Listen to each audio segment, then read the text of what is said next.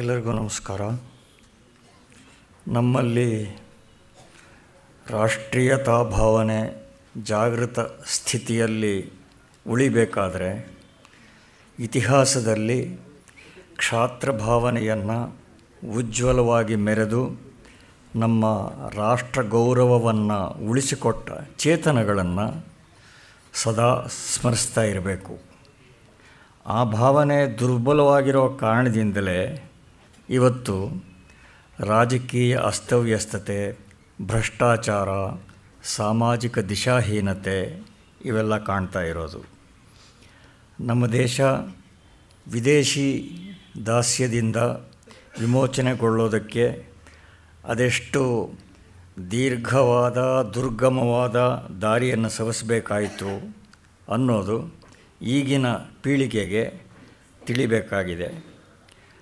ಪಟ್ಟಭದ್ರ ವಲಯಗಳಿಂದ ನಾನಾ ವಿಕೃತಿಗಳಿಗೆ ಒಳಗಾಗಿರುವ ನಮ್ಮ ಇತಿಹಾಸದ ಸರಿಯಾದ ಮತ್ತು ವಾಸ್ತವಾಧಾರಿತವಾದ ದರ್ಶನ ಆಗಬೇಕಾಗಿದೆ.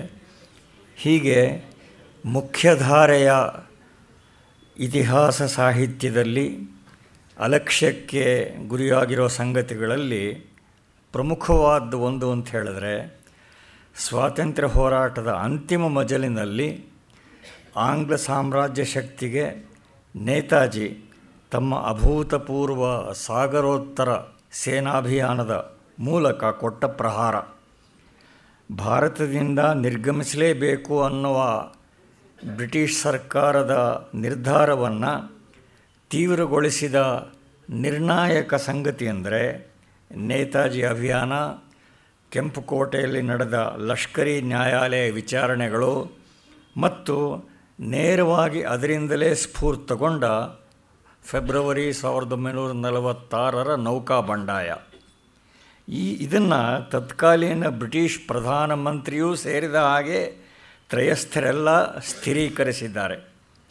ಈ ತಥ್ಯವನ್ನು ನೆಹರು ಪ್ರಭಾವಿತ ಆಸಕ್ತಿ ವಲಯಗಳು ಅವಗಣನೆ ಮಾಡೋದಕ್ಕೆ ಯತ್ನಿಸಿವೆ. ಆದರೆ ಜನಸಾಮಾನ್ಯರ ಮನಸ್ಸಿನ ಮೇಲೆ ಗಾಢವಾಗಿ ಉಳಿದಿರುವ ನೇತಾಜಿ ಕ್ಷಾತ್ರ ತೇಜಸ್ಸಿನ ಮುದ್ರಿಕೆಯನ್ನು ಅಳಿಸಿ ಹಾಕೋದಕ್ಕೆ ಅವರ ಕೈಯಲ್ಲಿ ಸಾಧ್ಯ ಆಗಿಲ್ಲ. ಸೂರ್ಯನ ತೇಜಸ್ಸಿಗೆ ಕ್ಷುದ್ರ ಜನರ ಸಾಕ್ಷ್ಯಗಳಿಂದ ಆಗಬೇಕಾದ್ದೇನೂ ಇಲ್ಲ. ಅದರ ಪ್ರಕಾಶಮಯ ಇತಿಹಾಸವನ್ನು ಈ 3 ದಿವಸ ನಾವೆಲ್ಲ ಕೇಳೋರಿದ್ದೇವೆ. ಇದಕ್ಕೆ ಒಂದು ಸಂದರ್ಭ ವಿಶೇಷನೂ ಸೇರಿಕೊಂಡಿದೆ. ಆಗ್ನೇಯ ಏಷ್ಯಾದ ಸೇನಾಭಿಯಾನಕ್ಕೆ ಮುಕುಟಪ್ರಾಯವಾಗಿ ಸ್ವತಂತ್ರ ಭಾರತದ ಘೋಷಣೆ ಆದದ್ದು 1943 ಅಕ್ಟೋಬರ್ 21 ಹೀಗೆ ಇದು ಆ ಇತಿಹಾಸಾರ್ಹ ಘಟನೆಯ 70ನೇ ವರ್ಷ ಆಗಿದೆ. ನಮ್ಮ ಮಟ್ಟಿಗಂತೂ ಇದೊಂದು ಸಂಭ್ರಮಾರ್ಹವಾದ ಸಂದರ್ಭ ಆಗಿದೆ.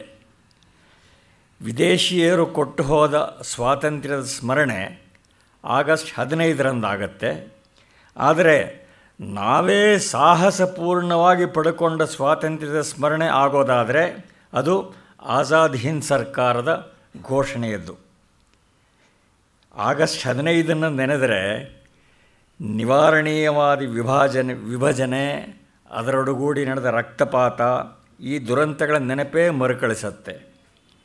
ಆಜಾದ್ ಹಿಂದ್ ಸರ್ಕಾರ ಸ್ಥಾಪನೆಯನ್ನು ನೆನೆಯುವಾಗ ಒಂದು ಸಮರ್ಥ ಧೀರೋದಾತ್ತ ಕ್ಷಾತ್ರ ನಾಯಕತ್ವ ಇದ್ದರೆ ಸಾವಿರ ಸೈನಿಕರು ಎಂತಹ ಪೌರುಷವನ್ನು, ತ್ಯಾಗವನ್ನು ಮೆರೀಬಲ್ಲರು ಅನ್ನೋದು ನೆನಪಿಗೆ ಬರುತ್ತೆ.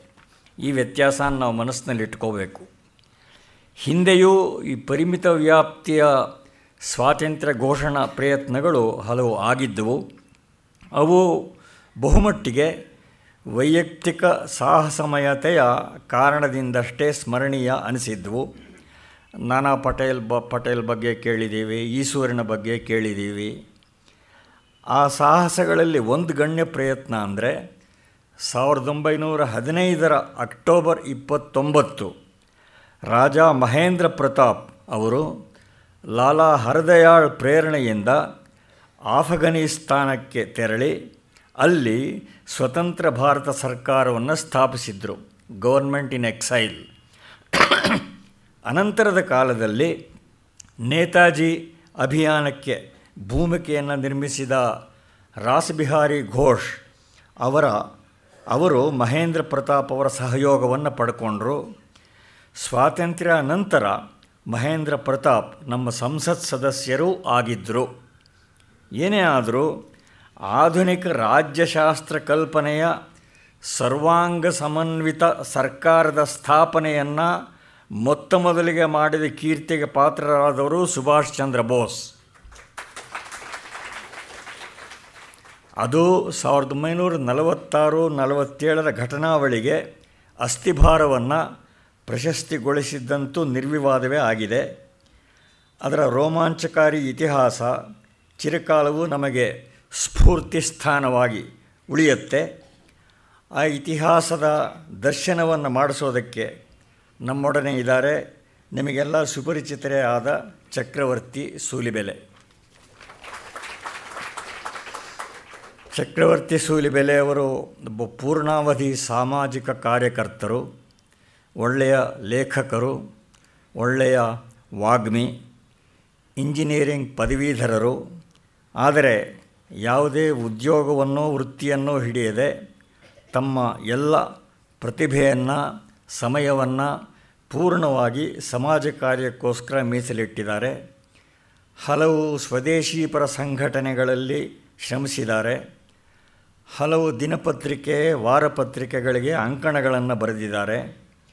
ಇದೀಗ ವಿಜಯವಾಣಿ ಪತ್ರಿಕೆಯಲ್ಲಿ ಅವರ ಸಾಪ್ತಾಹಿಕ ಅಂಕಣ ಪ್ರಕಟ ಆಗ್ತಾ ಇರೋದನ್ನು ತಾವೆಲ್ಲ ನೋಡಿರ್ತೀರಿ.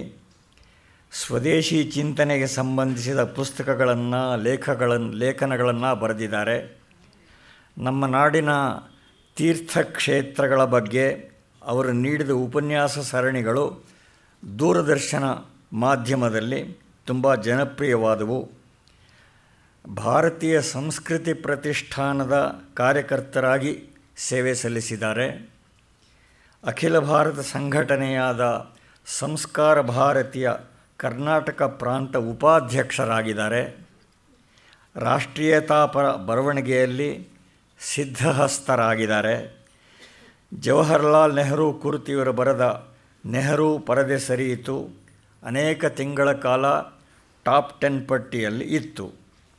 ಈಗ 7 ವರ್ಷ ಹಿಂದೆ ಇವರು 1857ರ ಪ್ರಥಮ ಸ್ವಾತಂತ್ರ್ಯ ಸಂಗ್ರಾಮ ಕುರಿತು ಬರೆದ ಗ್ರಂಥ ವ್ಯಾಪಕ ಪ್ರಶಂಸೆ ಗಳಿಸಿದೆ. ಈಗ 11 ವರ್ಷ ಹಿಂದೆ ಇವರು ಬರೆದ ಸ್ವಾತಂತ್ರ್ಯ ವೀರ ಸಾವರ್ಕರ್ ಗ್ರಂಥ ಬೆಸ್ಟ್ ಸೆಲ್ಲರ್ ಆಗಿ ಮಾರಾಟದ ದಾಖಲೆಯನ್ನೇ ನಿರ್ಮಿಸಿತು. ಇವರು ಸಂಯೋಜಿಸಿ ರಾಜ್ಯದ 100 ಕಡೆ ಪ್ರದರ್ಶನಗೊಂಡು ವ್ಯಾಪಕ ಪ್ರಶಂಸೆಗೆ ಪಾತ್ರವಾಗಿರುವ ದೇಶಭಕ್ತಿ ಪ್ರೇರಕ ರೂಪಕ ಜಾಗೋ ಭಾರತ್ ಅದು ಅತ್ಯಂತ ಪ್ರೇರಣಾದಾಯಿ ಅನುಭವ. ಅದಕ್ಕೆ ನಿರಂತರ ಬೇಡಿಕೆ ಇದೆ. ನಿರಂತರವಾಗಿ ಒಂದಲ್ಲ ಒಂದು ಕಡೆ ಜಾಗೋ ಭಾರತ್ ಪ್ರದರ್ಶನಗಳು ನಡೀತಾ ಇರ್ತವೆ. ಹೀಗೆ ಒಟ್ಟಿನ ಮೇಲೆ ರಾಷ್ಟ್ರಭಕ್ತಿಗೆ ಇಂಬು ಕೊಡುವ ಬಗೆಬಗೆಯ ಕಾರ್ಯಗಳಿಗೆ ತಮ್ಮನ್ನು ಅರ್ಪಿಸಿಕೊಂಡಿದ್ದಾರೆ. ರಾಮಕೃಷ್ಣ ಮಠದ ನಿತಾಂತ ಭಕ್ತರೂ ಆಗಿದ್ದಾರೆ.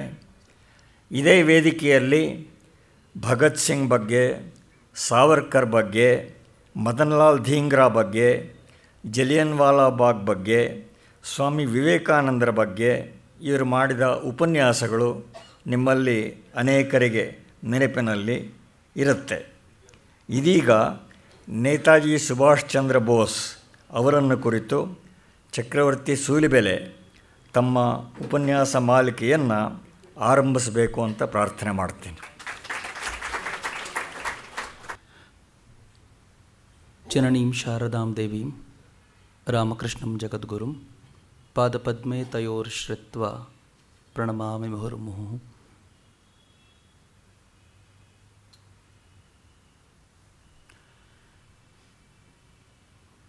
ಆದರಣೀಯರಾಗಿರುವಂಥ ಶ್ರೀಯುತ ರಾಮಸ್ವಾಮಿಯವರಿಗೆ ಅತ್ಯಂತ ಭಕ್ತಿಪೂರ್ವಕವಾದ ನಮಸ್ಕಾರಗಳನ್ನು ಸಮರ್ಪಿಸುತ್ತಾ ಈ ಕಾರ್ಯಕ್ರಮಕ್ಕೆ ಬಂದಿರುವಂಥ ಎಲ್ಲ ದೇಶಭಕ್ತ ಬಂಧುಗಳಿಗೆ ಅತ್ಯಂತ ಪ್ರೀತಿಯ ನಮಸ್ಕಾರಗಳನ್ನು ಸಮರ್ಪಿಸ್ತಾ ಇದ್ದೇನೆ. ಸುಭಾಷ್ ಚಂದ್ರ ಬೋಸರ ಕುರಿತಂತೆ ಮಾತನಾಡೋದು ಅಂತಂದರೆ ಈ ರಾಷ್ಟ್ರದ ಸ್ವಾತಂತ್ರ್ಯದ ಇತಿಹಾಸದ ಕುರಿತಂತೆ ಮಾತನಾಡೋದು ಅಂತ. ಇಡೀ ಸ್ವಾತಂತ್ರ್ಯ ಸಂಗ್ರಾಮವನ್ನು 1857ರಿಂದ ಸುಭಾಷ್ರವರೆಗೆ ಅಂತಲೇ ಕರೆಯೋದು. ಹಾಗೆ ನೋಡಿದ್ರೆ ಇನ್ನೂ ಸ್ಪಷ್ಟವಾಗಿ ಹೇಳಬೇಕು ಅಂದರೆ ಅದು ನಾನಾ ಸಾಹೇಬನಿಂದ ಶುರು ಮಾಡಿ ನೇತಾಜಿವರೆಗಿನ ಒಂದು ಪೂರ್ಣ ಸಂಗ್ರಾಮವನ್ನು ಸ್ವಾತಂತ್ರ್ಯ ಸಂಗ್ರಾಮ ಅಂತ ಬಹಳ ಜನ ಕರೀತಾರೆ. ಅನೇಕ ಪುಸ್ತಕಗಳು ಈ ಹೆಸರಲ್ಲೇ ಬಂದಿವೆ, 1857ರಿಂದ ಸುಭಾಷ್ರವರೆಗೆ, ನಾನಾನಿಂದ ನೇತಾಜಿಯವರೆಗೆ ಅಂತ. ಅದರ ಅರ್ಥ ಏನು ಅಂತಂದರೆ, ಈ ದೇಶದ ಸ್ವಾತಂತ್ರ್ಯದ ಕುರಿತಂಥ ಒಂದು ಹೋರಾಟವನ್ನು ವ್ಯಾಪಕವಾಗಿ ಶುರು ಮಾಡಿದ್ದು ನಾನಾ ಸಾಹೇಬ ಆದರೆ ಅದನ್ನು ಒಂದು ಲಾಜಿಕಲ್ ಎಂಡಿಗೆ ತಂದು ಒಂದು ವಿಶೇಷವಾದ ಹೋರಾಟಕ್ಕೆ ಕೊನೆಯನ್ನು ಕೊಟ್ಟು ಸ್ವಾತಂತ್ರ್ಯವನ್ನು ನಮಗೆ ತೋರಿಸಿಕೊಟ್ಟಿದ್ದು ಸುಭಾಷರು ಅಂತ ಹೇಳಲಾಗುತ್ತೆ. ದುರ್ದೈವದ ಸಂಗತಿ, ಈ ಎರಡೂ ಎಂಡ್ಗಳನ್ನು ಮುಚ್ಚಿಟ್ಟು ಸ್ವಾತಂತ್ರ್ಯದ ಹೋರಾಟಕ್ಕೆ ಕಾರಣವಾಗಿದ್ದು ಕಾಂಗ್ರೆಸ್ ಒಂದೇ ಅಂತ ನಾವು ಹೇಳ್ಕೊಂಡು ಬಂದಿದ್ದೀವಿ, ನಮಗೂ ತಿಳಿಸ್ಕೊಡ್ತಾ ಬಂದಿದ್ದಾರೆ. ಕಾಂಗ್ರೆಸ್ ಹುಟ್ಟಿದ್ದೇ 1885ರಲ್ಲಿ. ಅದಕ್ಕಿಂತಲೂ ಮುಂಚೆ ಒಂದು ದೊಡ್ಡ ಹೋರಾಟ ನಡೆದಿತ್ತು. ಹೆಚ್ಚು ಕಡಿಮೆ ಯಾರು ಕಾಂಗ್ರೆಸ್ನ ತುಂಬ ದೊಡ್ಡ ಪ್ರಮಾಣದಲ್ಲಿ ಕಾಂಗ್ರೆಸ್ನ ಮುನ್ನಡೆಸ್ತಾರೆ ಅಂತ ಹೇಳ್ತಾರೋ ಮಹಾತ್ಮ ಗಾಂಧೀಜಿ 1930ರ ವೇಳೆಗೆ ರಿಟೈರೇ ಆಗೋಗಿದ್ರು. ಅದನ್ನು ಎಲ್ಲರೂ ಒಪ್ಕೊಳ್ತಾರೆ, ಇತಿಹಾಸಕಾರರೆಲ್ಲರೂ ಒಪ್ಕೊಳ್ತಾರೆ.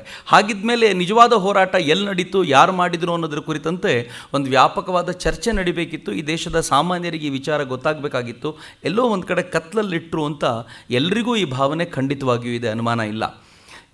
ಈ ಕುರಿತಂತೆ ಹೋಗೋಕ್ಕಿಂತ ಮುಂಚೆ ನನಗೆ ಬಹಳ ಅನಿಸೋದು, ಸ್ವಾತಂತ್ರ್ಯದ ಹೋರಾಟ ಅಂದರೆ ಭಾರತದಲ್ಲಿ ಏನು ಅಂತ. ಬೇರೆಲ್ಲ ಕಡೆ ನಡೆದಂಥ ಸ್ವಾತಂತ್ರ್ಯ ಹೋರಾಟಕ್ಕೂ ಭಾರತದ ಸ್ವಾತಂತ್ರ್ಯ ಹೋರಾಟಕ್ಕೂ ಒಂದು ಭಿನ್ನತೆ ಇದೆ. ಬೇರೆ ಈಗ ಅಮೇರಿಕಾದ ಸ್ವಾತಂತ್ರ್ಯದ ಹೋರಾಟ ಬೇರೆ, ಯುರೋಪಿನ ಸ್ವಾತಂತ್ರ್ಯದ ಹೋರಾಟ ಅಂತ ನಾವು ಚರ್ಚೆ ಮಾಡಿದಾಗ ಆ ಭಾವಗಳು, ಅಲ್ಲಿನ ಭಿನ್ನತೆಗಳು ಕಂಡು ಬರ್ತವೆ. ಆದರೆ ಇಲ್ಲಿ ಸ್ವಾತಂತ್ರ್ಯದ ಹೋರಾಟ ಅಂದರೆ ಒಂದು ವಿಚಿತ್ರವಾದ ಸಂಗತಿ. ಇಲ್ಲಿ ಹೋರಾಟ ಮಾಡೋದು ಬೇರೆಲ್ಲ ರಾಷ್ಟ್ರಗಳಷ್ಟು ಸುಲಭ ಅಲ್ಲ.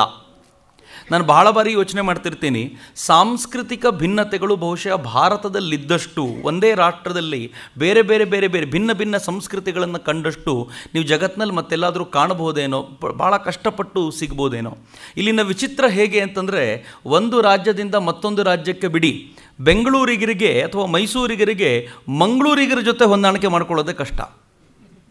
ಬೆಂಗಳೂರಿನ ಜನಕ್ಕೆ ಮಂಗಳೂರಿನ ಊಟ ಮಾಡಿ ಅಂದರೆ ಕಷ್ಟ. ಉತ್ತರ ಕರ್ನಾಟಕವನ್ನು ಬಿಡಿ, ಯಾವಾಗಲಾದರೂ ಇಲ್ಲಿನ ಜನಕ್ಕೆ ನೀವು ಕಾಶ್ಮೀರದ ಕುರಿತಂತೆ ಅಲ್ಲಿನ ಜನರನ್ನು ನೋಡಿದಾಗ ವಿಶೇಷವಾದ ಭಾವನೆಗಳು ಉಂಟಾಗ್ತವೆ. ನಾನು ಅರುಣಾಚಲದ ಹುಡುಗರು ಯಾರಾದರೂ ಬಂದಾಗ, ನಾನು ಒಂದು ಸಲ ಅರುಣಾಚಲದಲ್ಲಿ ನಡೆದಂಥ ಒಂದು ಘಟನೆ, ಹೇಗೆ ಸಾಂಸ್ಕೃತಿಕ ಭಿನ್ನತೆ ಇದೆ ಅಂತ. ಒಂದು ಮಗು, 9ನೇ ಕ್ಲಾಸಿನ ಮಗು, ನಾನು ಸುಮ್ಮನೆ ಇಲ್ಲಿನ ಮಕ್ಕಳು ಹೇಗಿರ್ತಾರೆ ಅಂತ ಮಾತನಾಡಿಸ್ಲಿಕ್ಕೆ ಹೊರಟ್ರೆ, ಒಂದು ಮಗು ನನ್ನನ್ನು ಕೇಳ್ತು, ನಿಮ್ಮನ್ನು ಕಂಡ್ರೆ ನನಗೆ ಕೋಪ ಇದೆ ಅಂತ ಹೇಳಿದ್ಲು. ನಾನು ಕೇಳಿದೆ, ಯಾತಕ್ಕೆ ಕೋಪ ಅಂತ.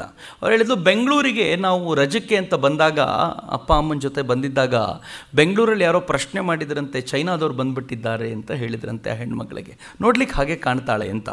ಈ ಹುಡುಗಿಗೆ ಬಹಳ ಕೋಪ ಬಂತು. ಈ ಹುಡುಗಿ ಕೇಳಿದ್ದು, ನೀವು ಪಾಕಿಸ್ತಾನದವರ ಹಾಗಿದ್ರೆ ಅಂತ. ಎಷ್ಟು ಚೆನ್ನಾಗಿದೆ ಪ್ರಶ್ನೆ ಅಂತಂದರೆ ನನಗೆ ಭಾಳ ಖುಷಿ ಆಯಿತು. ನಾನು ಕೇಳಿದೆ, ಆಮೇಲೆ ಉತ್ತರ ಏನು ಬಂತು? ಆ ಮಗು ಗಾಬರಿ ಆಯ್ತಂತೆ ಚೈನಾದವಳು ಅಂತ ಹೇಳಿದ್ದಕ್ಕೆ. ನನ್ನನ್ನು ಯಾಕೆ ಪಾಕಿಸ್ತಾನದವಳು ಅಂತ ಕರೆದ್ರಿ ಅಂತ ಕೇಳಿದ್ಲು. ಇವಳು ಕೇಳಿದ್ಲು, ನನ್ನನ್ನು ಯಾಕೆ ಚೀನಾದವರು ಅಂತ ಕರೆದ್ರಿ, ಅದು ನೋಡ್ಲಿಕ್ಕೆ ಚೀನಾದವ್ರ ಥರ ಇದ್ದೀರಾ? ಹಂಗೆ ಕೇಳಿದ ತಕ್ಷಣ ಆ ಹುಡುಗಿ ಹೇಳ್ತಂತೆ, ನಮಗೆ ನೀವು ನೋಡ್ಲಿಕ್ಕೆ ಪಾಕಿಸ್ತಾನದವ್ರ ಥರನೇ ಕಾಣ್ತಿದ್ದೀರಿ, ಹಾಗಂತ ನೀವು ನಿಮ್ಮನ್ನು ಪಾಕಿಸ್ತಾನದವರು ಅನ್ಲಿಕ್ಕೆ ಸಾಧ್ಯನಾ ಅಂತ. ಎಷ್ಟು ಭಿನ್ನತೆ ಇದೆ ಅಂತಂದರೆ, ನಾವು ನೋಡ್ಲಿಕ್ಕೆ ಬೇರೆಯವ್ರ ಥರ ಕಾಣ್ತೀವಿ. ಭಾಷೆಗಳು ಎಷ್ಟು ಭಿನ್ನತೆ ಇದೆ ಅಂತಂದರೆ, ಅಸ್ಸಾಮಿಗೆ ಹೊಂದಿಕೊಂಡಂಥ ಮಿಜೋರಾಂನಲ್ಲಿ ಅಸ್ಸಾಮಿನ ಭಾಷೆ ನಡೆಯೋದೇ ಇಲ್ಲ, ನಯಾ ಪೈಸೆಯಷ್ಟು ಅರ್ಥ ಆಗೋದಿಲ್ಲ. ಕನ್ನಡಿಗರು ತಮಿಳ್ನಾಡಿಗೆ ಹೋದರೆ ಒದ್ದಾಟ ಮಾಡ್ತಾರೆ, ತಮಿಳ್ನಾಡಿಗರು ಆಂಧ್ರಕ್ಕೆ ಬಂದರೆ ಒದ್ದಾಟ ಪಡ್ತಾರೆ. ಈ ಪರಿಯ ಭಿನ್ನತೆ ಇದೆ, ಇದೊಂಥರ ವೈಶಿಷ್ಟ್ಯ ಅಂತ. ಈ ಥರದ ಇಡೀ ಭಿನ್ನತೆಯನ್ನು ಒಂದು ರಾಷ್ಟ್ರವಾಗಿ ಬೆಸೆದು ಈ ರಾಷ್ಟ್ರಕ್ಕೊಂದು ಸ್ವಾತಂತ್ರ್ಯ ಕೊಡಿಸಬೇಕು ಅನ್ನೋ ಪರಿಕಲ್ಪನೆ ಇದೆಯಲ್ಲ, ಇದೊಂದು ವಿಶೇಷವಾದ ಸಂಗತಿ.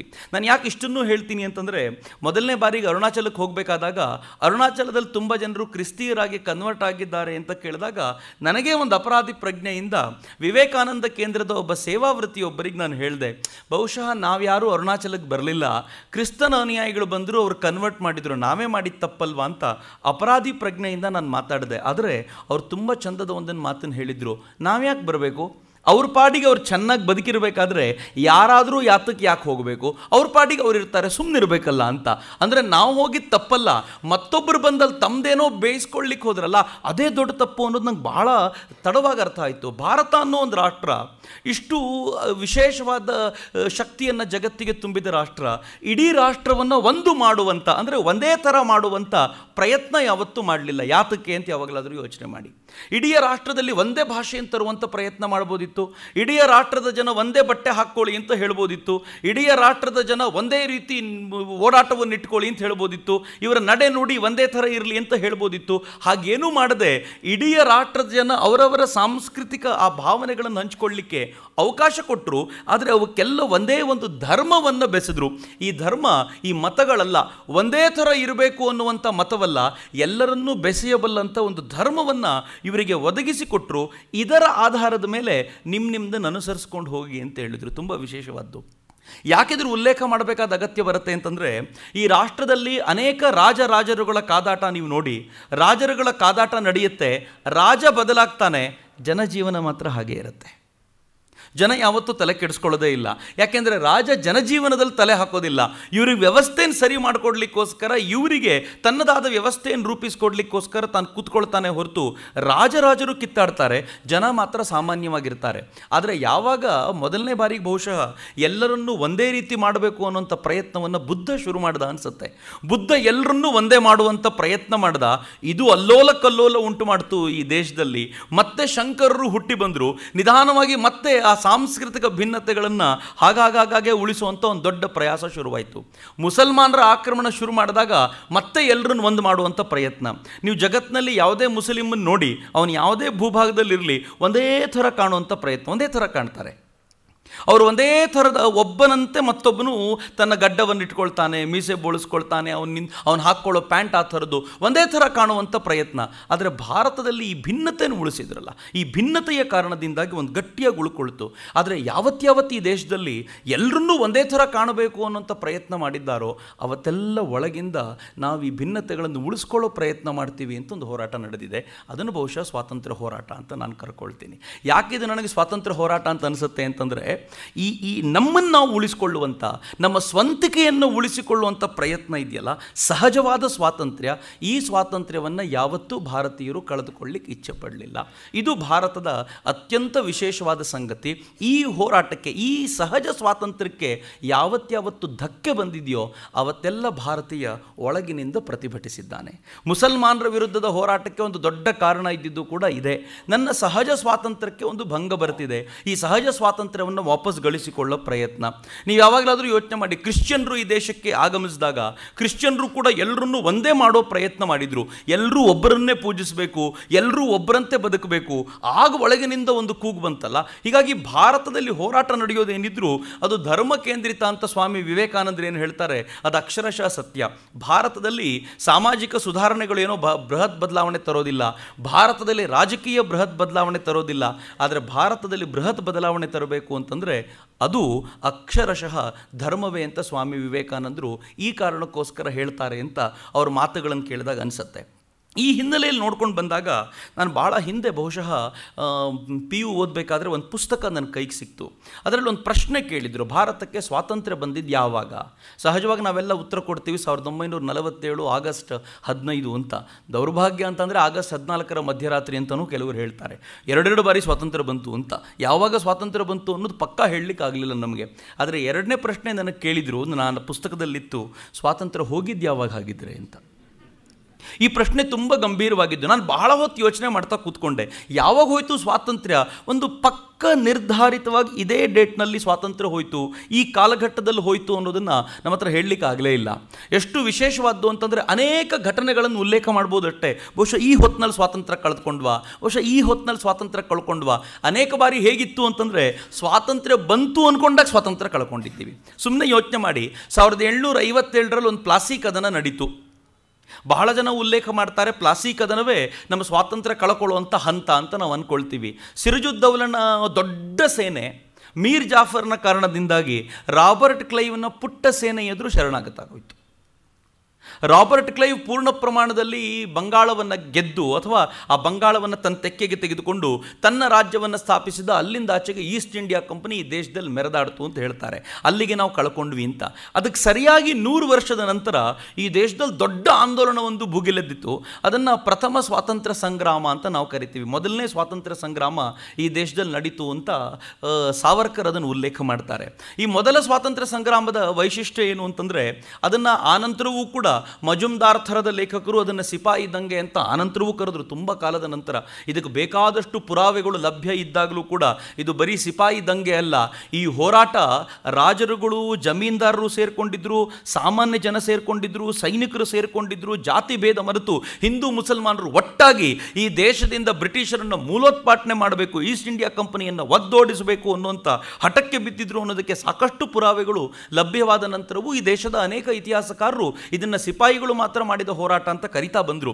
ಆದರೆ ಒಂದು ವಿಶೇಷ ಅಂತಂದರೆ, ಈ ಕ್ರಿಶ್ಚಿಯನ್ರನ್ನು ಓಡಿಸಬೇಕು ಅನ್ನುವಂಥ ಒಂದು ದೊಡ್ಡ ಕೂಗು ದೇಶದ ಒಳಗಿಂದ ಎದ್ಬಿಟ್ಟಿತ್ತು. ಇಡೀ ದೇಶ ಒಟ್ಟಾಗಿ ಇವರನ್ನು ಓಡಿಸ್ತೀವಿ ಅಂತ ಅಂದ್ಕೊಂಡ್ರು. ಇದು 1857 ಸಂಗ್ರಾಮ 1 ವರ್ಷಗಳ ಕಾಲ ಏನು ನಡೀತು, ಆ 12 ತಿಂಗಳು 13 ತಿಂಗಳ ಕಾಲ ಏನು ನಡೀತು, ಈ ಸ್ವಾತಂತ್ರ್ಯದ ಸಂಗ್ರಾಮ ಮುಗಿಯೋ ವೇಳೆಗೆ ನಾವು ಗೆದ್ವಿ ಅಂತ ಅಂದ್ಕೊಂಡ್ವಿ ನಿಜ. ಆದರೆ ಈಸ್ಟ್ ಇಂಡಿಯಾ ಕಂಪನಿ ಹೋಯಿತು, ನೇರವಾಗಿ ಇಂಗ್ಲೆಂಡಿನ ಆಳ್ವಿಕೆ ಬಂತು. ಗೆದ್ವಿ ಅನ್ನೋ ವೇಳೆಗೆ ನಾವು ಕಳ್ಕೊಂಡ್ವಿ. ಮತ್ತು ಪೂರ್ಣ ಪ್ರಮಾಣದಲ್ಲಿ ಇಂಗ್ಲೆಂಡು ಭಾರತವನ್ನು ಆಳುವಾಗ ಈ ರಾಣಿಯೇ ಭಾರತವನ್ನು ಆಳುವಂಥ ಸ್ಥಿತಿ ಈ ದೇಶಕ್ಕೆ ಬಂತು. ಹೇಗಾಗಿತ್ತು ಭಾರತೀಯರ ಪರಿಸ್ಥಿತಿ, ಹೇಗಾಗೋಗಿತ್ತು ಅಂತಂದರೆ, ಯುದ್ಧದಲ್ಲಿ ಸೋತಿದ್ದೀವಿ, ಇನ್ನು ಮುಂದೆ ಒಂದು ಹೊಸ ಹೋರಾಟಕ್ಕೆ ನಮಗೆ ಸಾಮರ್ಥ್ಯ ಇಲ್ಲ ಅನ್ನೋ ಮಟ್ಟಿಗೆ ನಾವಿದ್ದವರು, ಇನ್ನೇನು ಮಾಡಲಿಕ್ಕಾಗಲ್ಲ ಅಂತ. ಬಹಳ ಬಾರಿ ಹೀಗಾಗುತ್ತೆ. ಒಂದು ದೀರ್ಘವಾದ ಹೋರಾಟ ನಡೆದು ಆ ಹೋರಾಟದಲ್ಲಿ ಸೋಲು ಕಂಡ ತಕ್ಷಣ ಹೆಚ್ಚು ಕಡಿಮೆ ಇಡೀ ಸಮಾಜ ಮಲಗಿಬಿಡುತ್ತೆ. ಇದನ್ನು ನಮ್ಗೆ ಈಗ ಒಪ್ಪಿಕೊಳ್ಳೋದು ಕಷ್ಟ ಆಗ್ಬೋದು. ಹೆಂಗೆ ಸಾಧ್ಯ ಆಗುತ್ತೆ? ಅಣ್ಣಾ ಹಜಾರೆ ಅವರ ಹೋರಾಟದಲ್ಲಿ ಲಕ್ಷಾಂತರ ಜನ, ಬಹುಶಃ ಕೋಟಿಗಳ ಸಂಖ್ಯೆಯೂ ಇರಬಹುದು, ಬಂದರೂ ಇನ್ನೇನು ಹೋರಾಟ ಮುಗದೆ ಹೋಗಿ ಎಲ್ಲವೂ ಜಯ ಸಿಗುತ್ತೆ ಎಂದಾಗ ಹೋರಾಟದಲ್ಲಿ ಸೋಲಾಯಿತು.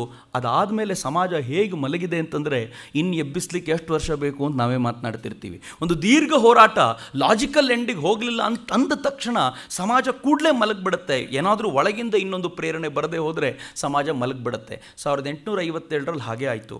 ಈ ಇನ್ನೊಂದು ದೊಡ್ಡ ಸಮಸ್ಯೆ ಏನು ಅಂತಂದರೆ, ಹೀಗೆ ಮಲಗೋ ಸಮಾಜ ಇದೆಯಲ್ಲ, ಹೀಗೆ ಮಲಗೋ ಸಮಾಜ ಹೇಗಾಗ್ಬಿಟ್ಟಿರುತ್ತೆ ಅಂತಂದರೆ, ಗುಲಾಮಿ ಮಾನಸಿಕತೆಗೆ ಹೋಗ್ಬಿಡತ್ತೆ. ಇದೊಂಥರ ಹೇಗೆ ಅಂದರೆ, ಪ್ರಯತ್ನ ಪಡ್ತೀನಿ ಗೆಲ್ಲಲಿಕ್ಕೆ, ಇನ್ನೇನು ಗೆದ್ದೇ ಬಿಡ್ತೀನಿ ಅಂದಾಗ ಆಗಲೂ ಗೆಲುವು ಸಿಗಲಿಲ್ಲ ಅಂತಂದಾಗ ನನ್ನ ಮನಸ್ಸು ಏನಾಗುತ್ತೆ ಅಂದರೆ, ನಾನು ಗೆಲ್ಲಿಕ್ಕೆ ಹುಟ್ಟಿದವನೇ ಅಲ್ಲ, ಸೋಲನ್ನು ಒಪ್ಕೊಳ್ಳೇಬೇಕಾದ ಸ್ಥಿತಿ ನನಗಿದೆ ಅಂತ ಸುಸ್ತಾಗಿ ಕೆಳಗೆ ಬಿದ್ದಿರುವಂಥ ಸ್ಥಿತಿ ಸಮಾಜದ್ದು. ಆದರೂ ಈ ದೇಶದ ವೈಶಿಷ್ಟ್ಯ, ಈ ಥರದ ಸ್ಥಿತಿಯಲ್ಲೂ ಕೂಡ ಎಲ್ಲೋ ಒಬ್ಬ ವಾಸುದೇವ ಬಲವಂತ ಫಡಕೆ ಎದ್ದು ಬರ್ತಾನೆ, ಬ್ರಿಟಿಷರ ವಿರುದ್ಧ ಸಟದು ನಿಲ್ತಾನೆ, ಬ್ರಿಟಿಷರ ಬಂಗಲೆಗಳಿಗೆ ಬೆಂಕಿ ಹಚ್ತಾನೆ, ಈ ದೇಶದಲ್ಲಿ ಇನ್ನೂ ಕ್ರಾಂತಿಕಾರಿತ್ವದ ಕಿಡಿ ಉಳ್ಕೊಂಡಿದೆ ಅಂತ ತೋರಿಸ್ತಾನೆ. ಅದಾದ ಕೆಲವೇ ವರ್ಷಗಳಲ್ಲಿ ಈ ದೇಶದಲ್ಲಿ ಎ.ಒ. ಹ್ಯೂಮ್ ರಾಷ್ಟ್ರೀಯ ಕಾಂಗ್ರೆಸ್ಸನ್ನು ಸ್ಥಾಪಿಸ್ತಾರೆ. ರಾಷ್ಟ್ರೀಯ ಕಾಂಗ್ರೆಸ್, ಇವತ್ತಿನೇನು ಕಾಂಗ್ರೆಸ್ ಇದೆ, ಇದರ ಸ್ಥಾಪನೆಯಾಗಿದ್ದು ಒಬ್ಬ ಬ್ರಿಟಿಷರ ಕೈನಲ್ಲೇ. ಯಾವ ಎ.ಒ. ಹ್ಯೂಮ್ 1857 ಸಂಗ್ರಾಮದ ಕಾಲದಲ್ಲಿ ಇದ್ದರೋ, ತಮ್ಮ ಮುಖಕ್ಕೆ ಮಸಿ ಬಳಕೊಂಡು ಓಡಾಡ್ತಿದ್ರೋ, ಹಾಗೆ ಓಡಾಡಬೇಕಾದಾಗ ಅನೇಕ ಬಾರಿ ಎ.ಒ. ಹ್ಯೂಮ್ ಹೇಳ್ತಾರೆ, ನಾನು ಬರೀ ಮಸಿ ಬಳಕೊಂಡು ಓಡಾಡಿದ್ದು ಅಷ್ಟೇ ಅಲ್ಲ, ಅನೇಕ ಕಡೆಯಲ್ಲಿ ಕಬೀರರ ದೋಹೆಗಳನ್ನು, ಒಂದು 4-6 ದೋಹೆಗಳನ್ನು ಬೈಹರ್ಟ್ ಮಾಡಿಕೊಂಡಿದ್ದೆ. ಯಾರಾದರೂ ಕ್ರಾಂತಿಕಾರಿಗಳು ಬರೋ ಟೈಮ್ನಲ್ಲಿ ಅದನ್ನು ನಾನು ಉಚ್ಚರಿಸ್ತಾ ಇದ್ದೆ ಜೋರಾಗಿ, ನನ್ನನ್ನು ಯಾರೋ ಭಾರತೀಯರು ಅಂದ್ಕೊಂಡು ಬಿಟ್ಟು ಹೋಗ್ಬಿಡ್ತಿದ್ರು ಅಂತ.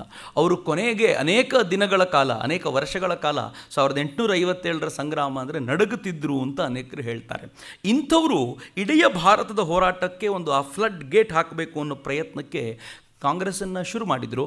ಅದಾದ ಕೆಲವೇ ವರ್ಷಗಳಲ್ಲಿ ಈ ದೇಶದಲ್ಲಿ ಕಾಂಗ್ರೆಸ್ಸನ್ನು ಅರ್ಜಿ ಗುಜರಾಯಿಸುವಂಥ ನೀತಿಯನ್ನು ಒಪ್ಪದಂಥ ಚಾಫೇಕರ್ ಸಹೋದರರು ಈ ದೇಶದಲ್ಲಿ ಒಂದು ಹೋರಾಟ ಮಾಡಿದರು. ಅವರು ಹೋರಾಟ ಮಾಡಿದ್ದು ಹೇಗೆ ಅಂದರೆ, ಪಿಸ್ತೂಲ್ ತೊಗೊಂಡು ಒಂದಿಬ್ಬರು ಬ್ರಿಟಿಷ್ ಅಧಿಕಾರಿಗಳನ್ನು ಕೊಂದು ಹಾಕಿದರು. ಇದೊಂದು ದೊಡ್ಡ ಅಲ್ಲೋಲ ಕಲ್ಲೋಲವನ್ನು ಉಂಟು ಮಾಡಿತು. ಆ ಹೋರಾಟದ ಹಿನ್ನೆಲೆಯಲ್ಲೇ 1897 ಈ ದೇಶದ ದೃಷ್ಟಿಯಿಂದ ಒಂದು ವಿಶೇಷವಾದ ವರ್ಷ. ಅದು ಅನೇಕ ಕಾರಣಗಳಿಗೋಸ್ಕರ. ಮೊದಲನೇದು 1897 ಮೊದಲನೇ ಬಾರಿಗೆ ತಿಲಕರನ್ನು ವಿಚಾರಣೆಗೆ ಎಳ್ಕೊಂಡು ಹೋಗಲಾಯಿತು. ತುಂಬ ದೀರ್ಘವಾದ ವಿಚಾರಣೆ ಅದು. ತಿಲಕರನ್ನು ಈ ಥರ ಮೊದಲನೇ ಬಾರಿಗೆ ವಿಚಾರಣೆಗೆ ಎಳ್ಕೊಂಡು ಹೋಗಿದ್ದು 1897. 1897 ಜಗತ್ತಿನಾದ್ಯಂತ ಜಯಭೇರಿ ಬಾರಿಸಿ ಸ್ವಾಮಿ ವಿವೇಕಾನಂದರು ವಾಪಸ್ ಬಂದಿದ್ದರು. ಅದೇ 1897 ಒರಿಸ್ಸಾದಲ್ಲಿ, ಕಟಕ್ನಲ್ಲಿ, ಆಗಿನ ಬಂಗಾಳದ ಪ್ರಾವಿನ್ಸ್ನಲ್ಲಿ ಒಬ್ಬ ಹುಡುಗ ಹುಟ್ಟಿದ್ದ. ಅವನ ಹೆಸರೇ ಸುಭಾಷ್ ಚಂದ್ರ ಬೋಸ್ ಅಂತ. ಇದೊಂದು ವಿಶೇಷವಾದ ಸಂಗತಿ. ನಾನಿವತ್ತು ಸುಭಾಷ್ ಚಂದ್ರ ಬೋಸರ ಕುರಿತಂತೆ ಅನೇಕ ವಿಚಾರಗಳನ್ನು ಹೇಳಬೇಕು. ಈ ದೇಶದ ಈಗಾಗಲೇ ಹಿರಿಯರಾದ ರಾಮಸ್ವಾಮಿಗಳು ಹೇಳಿರುವಂತೆ ಈ ದೇಶದ ಈ ಸ್ವಾತಂತ್ರ್ಯ ಹೋರಾಟದ ಕೊನೆ ಮುಟ್ಟಿದ್ದು ಘಟ್ಟ ಏನಾದರೂ ಮುಟ್ಟಿದ್ದಿದ್ರೆ ಅದಕ್ಕೆ ಮುಖ್ಯವಾದ ಕಾರಣ ಏನಾದರೂ ಇದ್ದರೆ ಸುಭಾಷ್ ಚಂದ್ರ ಬೋಸರೇ, ಅನುಮಾನವೇ ಇಲ್ಲ. ಯಾಕಿದನ್ನು ತುಂಬ ಖಡಾಖಂಡಿತವಾಗಿ ಹೇಳ್ಬೋದು ಅಂತಂದರೆ 1857ರ ಸಂಗ್ರಾಮದ ಹಿನ್ನೆಲೆ ಯಾತಕ್ಕಾಯಿತು? 1857ರ ಸಂಗ್ರಾಮ ಅಂದರೆ ಅಷ್ಟು ದೊಡ್ಡ ಪ್ರಮಾಣದಲ್ಲಿ ಏಕಾಯಿತು ಅಂತಂದರೆ ಎಲ್ಲ ಈ ದೇಶದ ಜನ ಈ ದೇಶದ ಸೈನಿಕರ ಮೇಲೆ ಕಣ್ಣಿಟ್ರು.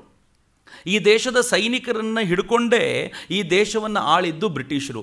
ಎಲ್ಲಿವರೆಗೂ ಸೈನಿಕರು ಲಾಯಲ್ ಆಗಿರ್ತಾರೋ, ಎಲ್ಲಿವರೆಗೂ ಸೈನಿಕರು ನಿಷ್ಠರಾಗಿರ್ತಾರೋ ಅಲ್ಲಿವರೆಗೂ ಭಾರತವನ್ನು ತಾನು ತುಳಿದು ನಿಲ್ಬೋದು ಅಂತ ಬ್ರಿಟಿಷರಿಗೆ ಚೆನ್ನಾಗಿ ಗೊತ್ತಿತ್ತು. ಆದರೆ 1857ರ ಸಂಗ್ರಾಮದಲ್ಲಿ ಆದ ಒಂದು ವಿಚಿತ್ರವಾದ ಸಂಗತಿ ಅಂದರೆ ಸೈನಿಕರೇ ಬ್ರಿಟಿಷರಿಗೆ ತಿರುಗಿ ಬಿದ್ದರು. 1857ರ ಸಂಗ್ರಾಮದ ಮೊದಲು ಗುಂಡು ಹಾರಿಸಿದ್ದು ಮಂಗಲ್ ಪಾಂಡೆ, ಒಬ್ಬ ಸೈನಿಕ ಗುಂಡು ಹಾರಿಸಿದ ನಂತರ. ಅಲ್ಲಿವರೆಗೂ ಬ್ರಿಟಿಷರಿಗೆ ಇದರ ಪರಿಕಲ್ಪನೆಯೂ ಇರಲಿಲ್ಲ.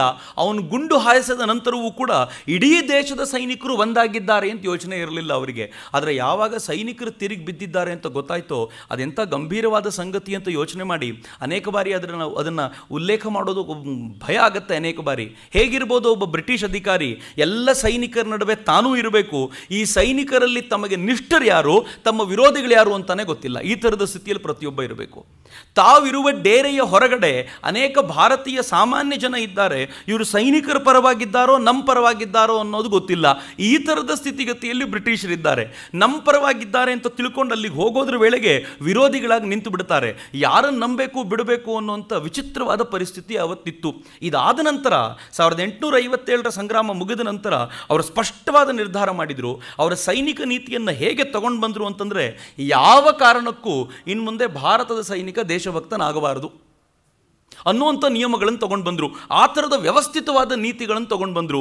ಒಬ್ಬ ಸೈನಿಕ ವಿರೋಧಿಯಾಗ್ತಾನೆ ಅಂತಂದ್ರೂ ಕೂಡ ಅದು ಪೂರ್ಣ ಪ್ರಮಾಣದಲ್ಲಿ ಗೊತ್ತಾಗುವಂಥ ಸ್ಟ್ರಕ್ಚರ್ ನಿರ್ಮಾಣ ಮಾಡಿಕೊಂಡ್ರು ಅಂತ ಅನೇಕ ಇತಿಹಾಸಕಾರರು ಅಭಿಪ್ರಾಯ ಪಡ್ತಾರೆ. ಇಷ್ಟಾದರೂ ಕೂಡ ಈ ಸೈನ್ಯವನ್ನು ಕೂಡ ಪೆನೆಟ್ರೇಟ್ ಮಾಡಿದ್ರಲ್ಲ, ಈ ಸೈನ್ಯವನ್ನು ಪೆನೆಟ್ರೇಟ್ ಮಾಡಬೇಕು ಅಂತ 1911ರ ಮೊದಲ ಮಹಾಯುದ್ಧದ ವೇಳೆಗೆ ಈ ದೇಶದಲ್ಲಿ ಅನೇಕರು ಪ್ರಯಾಸಪಟ್ಟರು. ಅದರಲ್ಲಿ ರಾಸ್ಬಿಹಾರಿ ಬೋಸ್ ಕೂಡ ಒಬ್ಬರಾಗಿದ್ದರು. ಅಂಥ ರಾಸ್ಬಿಹಾರಿ ಬೋಸರಂಥ ಅನೇಕರಿಗೂ ಸಾಧ್ಯವಾಗದ್ದನ್ನು Subhash Chandra ಬೋಸರ Indian national army ಯಾವ ಥರ ಮಾಡ್ತು ಅಂತಂದರೆ ಆ ಸೈನ್ಯವನ್ನೇ ಪೆನೆಟ್ರೇಟ್ ಮಾಡಿ ಆ ಸೈನ್ಯವನ್ನು ಬ್ರಿಟಿಷರ ವಿರುದ್ಧವಾಗಿ ಯಾವಾಗ ನಿಲ್ಲಿಸ್ತೋ ಬ್ರಿಟಿಷರಿಗಾಗ ಅನ್ನಿಸ್ತು ನಾವು ಕೊಟ್ಟ ಬಂದೂಕು ನಮ್ಮ ವಿರುದ್ಧವೇ ತಿರುಗಿದರೆ ಇನ್ನು ನಾವು ಬದುಕೋದು ಕಷ್ಟ, ಬಿಡಬೇಕು ಅಂತ ಆಗ ಅನ್ನಿಸ್ತು. ಇಲ್ಲದೆ ಹೋದರೆ ಈ ದೇಶದ ಅನೇಕ ಜನ ಬ್ರಿಟಿಷರು ಚರಕಾಕ್ಕೆ ಹೆದರಿ ಓಡೋದ್ರು ಅಂತ ಭಾವಿಸ್ತಾರೆ. ಸತ್ಯವಾಗಲೂ ಹಾಗೇನು ನಡೆದಿದ್ದಲ್ಲ. ಇದನ್ನು ನಾನು ಮುಂದೆ ಹೇಳ್ತೇನೆ. ಸುಭಾಷ್ರ ಈ ಪ್ರಶ್ನೆನ ಗಾಂಧೀಜಿಗೆ ಬಹಳ ಗಂಭೀರವಾಗಿ ಪ್ರಶ್ನೆ ಎತ್ತಾರೆ. ಆದರೆ ನಿಜವಾದ ಗಂಭೀರವಾದ ಒಂದು ದೊಡ್ಡ ಕೆಲಸ ನಡೆದಿದ್ದು ಸುಭಾಷ್ರ ಇಂಡಿಯನ್ ನ್ಯಾಷನಲ್ ಆರ್ಮಿಯಿಂದ. ಅದರ ಕಾರಣದಿಂದ ಉಂಟಾದ ಬಂಡಾಯಗಳು, ಸೈನ್ಯದಲ್ಲಿ ಉಂಟಾದ ಬಂಡಾಯ ಇತ್ತಲ್ಲ, ಅದು ಸ್ವಾತಂತ್ರ್ಯಕ್ಕೆ ಒಂದು ಹಂತಕ್ಕೆ ತಂದು ನಿಲ್ಲಿಸ್ತು ಅಂತ ಒಂದು ಮಾತನ್ನು ತುಂಬ ಗಂಭೀರವಾಗಿ ಹೇಳ್ಬೋದು. ಆದರೆ ಸುಭಾಷರಿಗೆ ಈ ಪ್ರೇರಣೆ ಸಿಗಬೇಕು ಅಂದರೆ ಸುಭಾಷರ ಜೀವನದುದ್ದಕ್ಕೂ ಈ ಕುರಿತಂಥ ಒಂದು ಕಲ್ಪನೆ ಇದೆಯಲ್ಲ ಅದನ್ನು ಕಟ್ಕೋಬೇಕು. ಯಾವುದೇ ಒಬ್ಬ ವ್ಯಕ್ತಿ ರಾತ್ರೋರಾತ್ರಿ ನಿರ್ಮಾಣ ಆಗೋದಿಲ್ಲ ಅನ್ನೋದನ್ನು ಪ್ರತಿಯೊಬ್ಬರು ಅರ್ಥೈಸ್ಕೊಳ್ಬೇಕು. ನಮಗೆಲ್ಲ ಒಂದು ಕಲ್ಪನೆ ಇರುತ್ತೆ, ಎಲ್ಲರೂ ಆ ಥರ ಒಂದು ದಿನ ಬೆಳಗಾಗೋದ್ರಲ್ಲಿ ನಿರ್ಮಾಣ ಆಗ್ತಾರೆ ಅಂತ. ಆದರೆ ಹಾಗಲ್ಲ. ಸುಭಾಷರಂಥ ಒಬ್ಬ ವ್ಯಕ್ತಿ ನಿರ್ಮಾಣ ಆಗಬೇಕು ಅಂದರೆ ಅದರ ಹಿಂದೆ ಇರೋ ತ್ಯಾಗ ಎಂಥದ್ದು ಅಂತ ಯೋಚನೆ ಮಾಡಬೇಕು. ಹೀಗಾಗಿ ಅವರ ಇಡೀ ಬದುಕನ್ನು ಒಂದು ಸ್ವಲ್ಪ ವಿವರವಾಗಿ ತಿಳ್ಕೊಳ್ಳುವಂಥ ಪ್ರಯತ್ನವನ್ನು ನಾವೆಲ್ಲರೂ ಮಾಡ್ಬೋದು ಅಂತ ಅನಿಸುತ್ತೆ. ಜಾನಕಿನಾಥ್ ಬೋಸ್ ಮತ್ತು ಪ್ರಭಾವತಿ ದೇವಿಯವರ ಮಗ, 9ನೇ ಮಗ, 6ನೇ ಗಂಡು ಮಗು. ಅವ್ರಿಗೊಟ್ಟು 8 ಗಂಡು ಮಕ್ಕಳು, 6 ಹೆಣ್ಣು ಮಕ್ಕಳು, 14 ಮಕ್ಕಳು. 14ರಲ್ಲಿ 9ನೇವರು ಸುಭಾಷ್ ಚಂದ್ರ ಬೋಸರು. ಜಾನಕಿನಾಥ್ ಬೋಸರು ಹಾಗೆ ನೋಡಿದರೆ ಒಂಥರ ಬ್ರಿಟಿಷರ ಆಳ್ವಿಕೆ ಭಾರತದಲ್ಲಿರೋದು ನಮ್ಮ ಪುಣ್ಯ, ದೇವರ ಕೃಪೆ ಅಂತ ಭಾವಿಸಿದ್ದವರು. ನಾನು ಹೇಳಿದ್ನಲ್ಲ ಆಗಲೇ, ಒಂದು ದೊಡ್ಡ ಹೋರಾಟದ ನಂತರ ನಾವು ಹೇಗೆ ಆಗ್ಬಿಡ್ತೀವಿ ಅಂತಂದರೆ ಇದೇ ಚೆನ್ನಾಗಿದೆ, ಇದು ತುಂಬ ಒಳ್ಳೆಯದು, ಇದಕ್ಕೆ ಅಡ್ಜಸ್ಟ್ ಆದರೆ ಭಾಳ ಚೆನ್ನಾಗಿರುತ್ತೆ ಅಂತ ಭಾವಿಸ್ಕೊಳ್ತೀವಲ್ಲ, ಆ ಥರದ ಭಾವನೆ ಈ ದೇಶದ ಅನೇಕ ಲಾಯಲಿಸ್ಟ್ಗಳಿಗೆ ಬಂದಿತ್ತು. ಆ ಥರದ ಲಾಯಲ್ ಆಗಿದ್ದಂಥವ್ರಲ್ಲಿ ಒಬ್ಬರು ಜಾನಕಿನಾಥ್ ಬೋಸರು. ಅವ್ರು ಅಂದ್ಕೊಂಡಿದ್ರು ಬ್ರಿಟಿಷರು ಬಂದಿರೋದು ಒಂದು ಒಳ್ಳೆಯ ಕೆಲಸಕ್ಕೋಸ್ಕರ ಅಂತ. ಈ ಹಂತದಲ್ಲಿ ಅವರಿಗೆ ಬ್ರಹ್ಮ ಸಮಾಜದ ಸಂಪರ್ಕ ಇತ್ತು, ಥಿಯಾಸಫಿಸ್ಟ್ಗಳ ಸಂಪರ್ಕ ಇತ್ತು, ಅವ್ರ ಜೊತೆ ಗಂಭೀರವಾದ ಒಡನಾಟ ಇತ್ತು. ಅಲ್ಲೆಲ್ಲ ತುಂಬ ಕಾರ್ಯಕ್ರಮಗಳಿಗೆ ಹೋಗ್ತಾ ಇದ್ರು. ಆದರೆ ಯಾವತ್ತಿಗೂ ಕೂಡ ಸುಭಾಷ್ ಚಂದ್ರ ಬೋಸರಿಗೆ ನ್ಯಾಷನಲಿಸ್ಟ್ ಆಗಬಲ್ಲಂಥ ಪ್ರೇರೇಪಣೆ ಕೊಡಬಲ್ಲಂಥ ವಾತಾವರಣ ಇತ್ತು ಅಂತ ಖಂಡಿತವಾಗೂ ಅನಿಸಲ್ಲ. ತಾಯಿ ಪ್ರಭಾವತಿ ದೇವಿ ಅತ್ಯಂತ ಸಾಮಾನ್ಯಳು, ಒಂದು ಮಿಡ್ಲ್ ಕ್ಲಾಸ್ ಫ್ಯಾಮಿಲಿ ಆಗಿತ್ತು ಅವರದು, ತುಂಬ ಚೆನ್ನಾಗಿದ್ದಂಥ ಫ್ಯಾಮಿಲಿ. ಸುಭಾಷ್ ಚಂದ್ರ ಬೋಸರು 5ನೇ ವಯಸ್ಸಿಗೆ ಬಂದಾಗ ಒಂದು ಮಿಷನರಿ ಸ್ಕೂಲಿಗೆ ಸೇರಿದರು. ಯೋಚನೆ ಮಾಡಿ, ಅವತ್ತಿಗೂ ಮತ್ತು ಇವತ್ತಿಗೂ ಬಹಳ ಭಿನ್ನತೆ ಏನಿಲ್ಲ. ಆ ಮಿಷನರಿ ಸ್ಕೂಲಿಗೆ ಹೋದ ಸುಭಾಷರಿಗೆ ಆರಂಭದಲ್ಲೇ ಆ ಮಿಷನರಿ ಸ್ಕೂಲ್ ಯಾಕೋ ಚೆನ್ನಾಗಿಲ್ಲ ಅಂತ ಅನ್ನಿಸ್ತಿತ್ತು. ಎಲ್ಲವೂ ಚೆನ್ನಾಗಿತ್ತಲ್ಲಿ, ಡಿಸಿಪ್ಲಿನ್ ತುಂಬ ಚೆನ್ನಾಗಿತ್ತು, ಅಲ್ಲಿ ಪ್ರತಿಯೊಬ್ಬ ವಿದ್ಯಾರ್ಥಿಗೂ ವಿಶೇಷವಾದ ಕಾಳಜಿ ಕೊಡ್ತಿದ್ರು, ಒಂಥರ ಕಾನ್ವೆಂಟ್ ಅದು, ಈ ಥರದ ವಿಶೇಷವಾದ ಕಾಳಜಿ ಕೊಡ್ತಿದ್ರು. ಆದರೆ ಸುಭಾಷರು ಹೇಳ್ತಾರೆ ಎಲ್ಲವೂ ಚೆನ್ನಾಗಿತ್ತು, ಒಂದೇ ಒಂದು ಸಮಸ್ಯೆ ಅಂತಂದರೆ ಅಲ್ಲಿ ಭಾರತ ಕಡಿಮೆ ಇತ್ತು ಅಂತ. ಅಲ್ಲಿ ಜರ್ಮನಿಯ ವಿಚಾರಗಳನ್ನು ಮೊದಲು ಕಲಿಸಲಾಗ್ತಿತ್ತು, ಯುರೋಪಿನ ವಿಚಾರಗಳನ್ನು ಮೊದಲು ಕಲಿಸಲಾಗ್ತಿತ್ತು, ಭಾರತದ ವಿಚಾರಗಳನ್ನು ಆಮೇಲೆ ಹೇಳ್ಕೊಡ್ಲಾಗ್ತಿತ್ತು ಅಂತ. ಇವತ್ತು ನನಗೆ ಯಾರೋ ಮೆಸೇಜ್ ಮಾಡಿದ್ದಾರೆ, ತುಂಬ ಸುಂದರವಾದ ಮೆಸೇಜ್, ಒಬ್ಬ ಮೇಷ್ಟ್ರು ಕಳಿಸ್ಕೊಟ್ಟಿರೋದು. ಅವ್ರು ಹೇಳ್ತಾರೆ 6ನೇ ಕ್ಲಾಸಿಗೆ ಒಂದು ಪಾಠ ಇದೆ ಸರ್, ಭಾರತ ಮತ್ತು ಜಗತ್ತು ಅಂತ. ಅದರಲ್ಲಿ ಭಾರತದ ಬಗ್ಗೆ 6 ಲೈನ್ ಇದೆ, ಉಳಿದಿದೆಲ್ಲ ಜಗತ್ತಿನ ಬಗ್ಗೆ ಇದೆ ಅಂತ ಇವತ್ತಿಗೆ ಕೊಟ್ಟರು ಮಾತದು. ನಾನು ಅದನ್ನು ನೋಡಿ ಸುಮ್ಮನಾದೆ. ಇದು ಇವತ್ತಿಗೂ ಕೂಡ ನಡೆಯುತ್ತೆ. ಸುಭಾಷರಿಗೆ ಈ ಶಾಲೆದೊಂದು ಪ್ರಭಾವ ಇದೆ. ಅದ್ರ ಜೊತೆಗೆ ನಿಜವಾದ ಆಗಬೇಕಾಗಿದ್ದೇನು ಅಂತ ಗೊತ್ತಿದೆ. ಸುಮಾರು 7 ವರ್ಷಗಳ ಕಾಲ ಆ ಶಾಲೆಯಲ್ಲಿ ಅವರಿದ್ದರು. ಬಹುಶಃ ಗಂಭೀರವಾಗಿ ಅವ್ರ ಮೇಲೆ ಪ್ರಭಾವ ಬೀರಿದಂಥ ಯಾವ ಮೇಷ್ಟ್ರು ಇದ್ದಿರಲಿಕ್ಕಿಲ್ಲ. ಅವರ ಜೀವನದಲ್ಲಂತೂ ಅವರು ಉಲ್ಲೇಖ ಮಾಡಲಿಲ್ಲ. ಆದರೆ ಒಂದಂತೂ ಉಲ್ಲೇಖ ಮಾಡ್ತಾರೆ, ಅಲ್ಲಿನ ಆ ಡಿಸಿಪ್ಲಿನ್ ಇತ್ತಲ್ಲ, ಈ ಥರ ಬದುಕಿರಬೇಕು, ಹೀಗೆ ಬದುಕಬೇಕು ಅನ್ನುವಂಥ ಡಿಸಿಪ್ಲಿನ್ನು ಅವ್ರಿಗೆ ಯಾವ ಥರದ ಪಾಠವನ್ನು ಕಲಿಸ್ಕೊಡ್ತು ಅಂತಂದರೆ, ಸುಭಾಷರ ಬದುಕಿನ ಉದ್ದಕ್ಕೂ ಅವ್ರ ಬಗ್ಗೆ ಅನೇಕರು ಹೇಳ್ತಾರೆ. ಸುಭಾಷರ ಡಿಸಿಪ್ಲಿನ್ ಹೇಗಿತ್ತು ಅಂತಂದರೆ, ಮನುಷ್ಯ ICS ಪಾಸ್ ಮಾಡಿಕೊಂಡಂಥ ವ್ಯಕ್ತಿ, ಆದರೆ ಯಾವತ್ತಿಗೂ ಕೂಡ ಒಂದೇ ಒಂದು ಪುಸ್ತಕ ಅವರ ಟೇಬಲ್ ಮೇಲೆ ಬಿಸಾಕಿದ್ದೀನಿ ಯಾರು ನೋಡಿರಲಿಲ್ಲ ಅಂತ. ಅಷ್ಟು ನೀಟಾಗಿದ್ದಂಥ ವ್ಯಕ್ತಿ. ಅವ್ರ ಬಗ್ಗೆ ಹೇಳ್ತಾರೆ, ಅವ್ರ ಪ್ಯಾಂಟನ್ನು ಬಿಚ್ಚಿಟ್ರೂ ಕೂಡ ಅದರ ಇಸ್ತ್ರಿ ಹಾಳಾಗದೇ ಇರೋ ಥರ ಇಡೋದು ಅವ್ರಿಗೆ ಗೊತ್ತಿತ್ತು ಅಂತ. ಅವ್ರು ಎಷ್ಟು ನೀಟಾಗಿದ್ದರು ಅಂತಂದರೆ, ಬಹುಶಃ ನಮ್ಮಲ್ಲಿ ಅನೇಕರಿಗೆ ಸಾಧ್ಯವಾಗದ ಅನೇಕ ಒಳ್ಳೆಯ ಸಂಗತಿಗಳು ಸುಭಾಷರಿಗಿದ್ದು. ಅಷ್ಟು ಆ ನೀಟ್ನೆಸ್, ಆ ಡಿಸಿಪ್ಲಿನ್ ಬಹುಶಃ ಅವರು ಆ ಶಾಲೆಯಿಂದ ಕಲ್ತ್ಕೊಂಡು ಬಂದಿರಲಿಕ್ಕೆ ಸಾಕು. 7 ವರ್ಷಗಳ ನಂತರ ಸುಭಾಷ್ ಚಂದ್ರ ಬೋಸರು ಆ ಶಾಲೆಯನ್ನು ಬಿಟ್ಟು ಬರಬೇಕಾಗಿ ಬಂತು. ಸಾಧಾರಣವಾಗಿ ಬಾಲ್ಯದಲ್ಲಿ ಕಲಿತ ಶಾಲೆ ಬಿಟ್ಟು ಬರಬೇಕಾದ್ರೆ ಸಂಕಟ ಆಗುತ್ತೆ. ಸುಭಾಷ್ ಹೇಳ್ಕೊಳ್ತಾರೆ, ಅದನ್ನು ಬಿಟ್ಟು ನಾನು ರಾವೆನ್ಶಾ ಸ್ಕೂಲಿಗೆ ಬರಬೇಕಾದ್ರೆ ಭಾಳ ಖುಷಿಪಟ್ಟಿದ್ದೆ ಅಂತ. ರಾವೆನ್ಶಾ ಸ್ಕೂಲ್ನಲ್ಲಿ ಈ ಥರದ ಇಂಡಿವಿಜುವಲ್ ಅಟೆನ್ಷನ್ ಇರಲಿಲ್ಲ. ಆದರೆ ಒಬ್ಬ ಮೇಷ್ಟ್ರಿದ್ರು, ಬೇಣಿ ಮಾಧವದಾಸರು, ಅವ್ರು ಎಷ್ಟು ಇಂಪ್ರೆಸ್ ಮಾಡಿದರು ಸುಭಾಷ್ ಚಂದ್ರ ಬೋಸರಿಗೆ ಅಂತಂದರೆ, ಸುಭಾಷ್ ಚಂದ್ರ ಬೋಸರ ಜೀವನದ ಒಂದು ಮಹತ್ವದ ಟರ್ನಿಂಗ್ ಪಾಯಿಂಟ್ ಈ ಮೇಷ್ಟ್ರು ಅಂದರೆ ತಪ್ಪಿಲ್ಲ. ಬಹಳ ಬಾರಿ ಅನೇಕ ಶಿಕ್ಷಕರು ಯಾವ ಥರದ ಟರ್ನಿಂಗ್ ಪಾಯಿಂಟ್ ತರ್ತಾರೆ ಅಂದರೆ, ಸುಭಾಷ್ ಚಂದ್ರ ಬೋಸರಿಗೆ ವೇಣಿ ಮಾಧವದಾಸರ ಪ್ರಭಾವ ಹೇಗಿತ್ತು ಅಂದರೆ, ಅವರು ಬಹುಶಃ ವಿವೇಕಾನಂದರಿಗೆ ತೆರೆಕೊಳ್ಳಿಕ್ಕೆ ಮೂಲ ಕಾರಣವೂ ಕೂಡ ಮೇಷ್ಟ್ರಾಗಿದ್ದಿರಲಿಕ್ಕೆ ಸಾಕು. ಈ ಮೇಷ್ಟ್ರು ಮಕ್ಕಳಲ್ಲಿರ್ಬೋದಾದಂಥ ಶಕ್ತಿಯನ್ನು ಹೊರಗೆ ತರುವಂಥ ಪ್ರಯತ್ನ ಮಾಡ್ತಿದ್ದಲ್ಲದೆ, ಅವರಿಗೆ ಈ ಬ್ರಹ್ಮಚರ್ಯದ ಮಹತ್ವದಿಂದ ಹಿಡಿದು ಪ್ರತಿಯೊಂದು ನೈತಿಕ ಪಾಠಗಳನ್ನು ತುಂಬ ಸರಳವಾಗಿ, ತುಂಬ ಸುಂದರವಾಗಿ ಹೇಳ್ಕೊಡ್ತಿದ್ರು. ಹೀಗಾಗಿ ವೇಣಿ ಮಾಧವದಾಸರು ಟ್ರಾನ್ಸ್ಫರ್ ಆಗಬೇಕಾದ್ರೆ ಮತ್ತೊಂದು ಶಾಲೆಗೆ ಹೋಗಬೇಕಾದಾಗ ಸುಭಾಷ್ ಚಂದ್ರ ಬೋಸರು ಮಾತನಾಡಿದ್ರಂತೆ. ಪುಟ್ಟ ಹುಡುಗ, 10-12 ವರ್ಷದ ಹುಡುಗ, ಏನು ಮಾತನಾಡಿದ್ದಿರ್ಬೋದು, ಆದರೆ ಆ ಮಾತಿನಲ್ಲಿ ಮಾತಿಗಿಂತ ಹೆಚ್ಚು ಭಾವನೆಗಳೇ ತುಂಬಿದ್ವಂತೆ. ವೇಣಿ ಮಾಧವದಾಸರು ಆ ಥರದೊಂದು ಪ್ರಭಾವ. ಹೈಸ್ಕೂಲ್ನಲ್ಲಿದ್ದಾಗ ಸುಭಾಷರಿಗೆ ವಿವೇಕಾನಂದರ ಸಂಪರ್ಕ ಮೊದಲನೇ ಬಾರಿಗೆ ಆಯಿತು. ವಿವೇಕಾನಂದರ ಸಂಪರ್ಕ ಆದ ನಂತರ ಸುಭಾಷರ ಜೀವನದ ಗತಿಯೇ ಬದಲಾಗ್ಬಿಡ್ತು. ಮೊದಲಿಂದ ಅಂತರ್ಮುಖಿಯಾಗಿದ್ದಂಥ ಈ ಹುಡುಗ ಸದಾಕಾಲ ತನ್ನೊಳಗೆ ತಾನು ಇಣುಕಿ ನೋಡ್ತಾ, ಸದಾಕಾಲ ತನ್ನೊಳಗೆ ತಾನು ನೋಡುವಂಥ ತನ್ನದೇ ಆದ ಒಂದು ಭಾವ ಪ್ರಪಂಚದಲ್ಲಿ ವಿಹರಿಸ್ತಾ ಇದ್ದಂಥ ಈ ಹುಡುಗನಿಗೆ ವಿವೇಕಾನಂದರು ಒಂದು ವಿಶೇಷವಾದ ಶಕ್ತಿಯನ್ನು ತುಂಬಿದರು. ವಿವೇಕಾನಂದರನ್ನು ಓದಿದ ನಂತರ ಜೀವನದ ದಿಕ್ಕು ನಿರ್ಧರಿತವಾಯಿತು. ಶಾಲೆಯಲ್ಲಿರಬೇಕಾದ್ರೆ ತನ್ನ ತಾಯಿಗೆ ಒಂದು ಪತ್ರ ಬರೆದಿದ್ರು ಸುಭಾಷರು. ಆ ಪತ್ರದಲ್ಲಿ ಸುಭಾಷರು ಕೇಳ್ತಾರೆ, ಅಮ್ಮ, ನಾನು ದೊಡ್ಡವನಾಗಿ ಏನಾಗಬೇಕು ಅಂತ ನೀನು ಬಯಸ್ತೀಯಾ ಅಂತ ಕೇಳಿ ಮುಂದವ್ರು ಹೇಳ್ತಾರೆ, ಅತ್ಯಂತ ಕಷ್ಟಪಟ್ಟು ಈ ಮಾನವ ಜನ್ಮ ಸಿಕ್ಕಿದೆ, ಈ ಮಾನವ ಜನ್ಮವನ್ನು ಉಪಯೋಗಿಸ್ಕೊಳ್ಬೇಕು ಅಂತ ನೀನು ಯಾವಾಗಲೂ ಅನ್ನಿಸ್ಲಿಲ್ವಾ? ತಾಯಿಗೆ ಬರೆಯುವಂಥ ಪತ್ರ, ಒಬ್ಬ ಹೈಸ್ಕೂಲ್ ಮಟ್ಟದ ಹುಡುಗ ಬರೆಯುವಂಥ ಪತ್ರ. ಆ ಪತ್ರದ ನಂತರ ಮತ್ತೊಂದು ಪತ್ರದಲ್ಲಿ ಅವರು ಹೇಳ್ತಾರೆ, ಭಗವಂತ ಭಾರತವನ್ನು ಪ್ರೀತಿಸಿದಷ್ಟು ಜಗತ್ತಿನ ಇನ್ಯಾವ ರಾಷ್ಟ್ರವನ್ನು ಪ್ರೀತಿಸಿರ್ಲಿಕ್ಕಿಲ್ಲ ಅಂತ ನನಗನ್ಸುತ್ತೆ. ಯಾಕೆ ಅಂತಂದರೆ, ಈ ದೇಶದಲ್ಲಿ ಅವನು ಅವತಾರ ಮಾಡಿದಷ್ಟು ಜಗತ್ತಿನಲ್ಲಿ ಯಾವ ರಾಷ್ಟ್ರದಲ್ಲೂ ಅವತಾರ ಮಾಡಲಿಲ್ಲ. ಒಬ್ಬ ಹೈಸ್ಕೂಲ್ನ ಹುಡುಗ ಬರೆಯೋದಿದು. ಇದಕ್ಕೆ ತುಂಬ ಮಹತ್ವ ಯಾಕೆ ಅಂತಂದರೆ, ಇದನ್ನು ಬರೆದಿರೋರು ಸುಭಾಷರು ಕೊನೆಗಾಲದಲ್ಲಲ್ಲ, ಸುಭಾಷರು ಹೈಸ್ಕೂಲ್ನ ಮಟ್ಟದಲ್ಲಿದ್ದಾಗ ತಾಯಿಗೆ ಬರೀತಾ ಇದ್ದಂಥ ಪತ್ರ. ಆ ಪತ್ರದಲ್ಲಿ ಹೇಳ್ತಾರೆ, ಈ ದೇಶದಲ್ಲಿ ಯಾವತ್ತು ಕೆಡುಕು ಜಾಸ್ತಿ ಆಗಿದೆಯೋ ಅವತ್ತೆಲ್ಲ ಭಗವಂತ ಅವತಾರ ಮಾಡಿ ಈ ದೇಶದ ಜನಕ್ಕೆ ಒಳ್ಳೆಯದನ್ನು ತಿಳಿಸ್ಕೊಡೋ ಪ್ರಯತ್ನ ಮಾಡಿದ್ದಾನೆ. ಹೀಗಾಗಿ ನನಗನ್ಸುತ್ತೆ ಭಗವಂತ ನಮ್ಮ ದೇಶವನ್ನು ತುಂಬ ಪ್ರೀತಿಸ್ತಾನೆ ಜಗತ್ತಿನ ಎಲ್ಲ ರಾಷ್ಟ್ರಕ್ಕಿಂತ ಅಂತ ತಾಯಿಗೆ ಬರೀತಾರೆ. ತಾಯಿಗೆ ಒಂದು ಕಡೆ ಖುಷಿ ಆಗ್ಬೋದು, ಆದರೆ ಎರಡನೇ ಕಡೆ ಅಷ್ಟೇ ಸಂಕಟ, ಏನಾಗ್ಬಿಡ್ಬೋದು ಈ ಮಗು.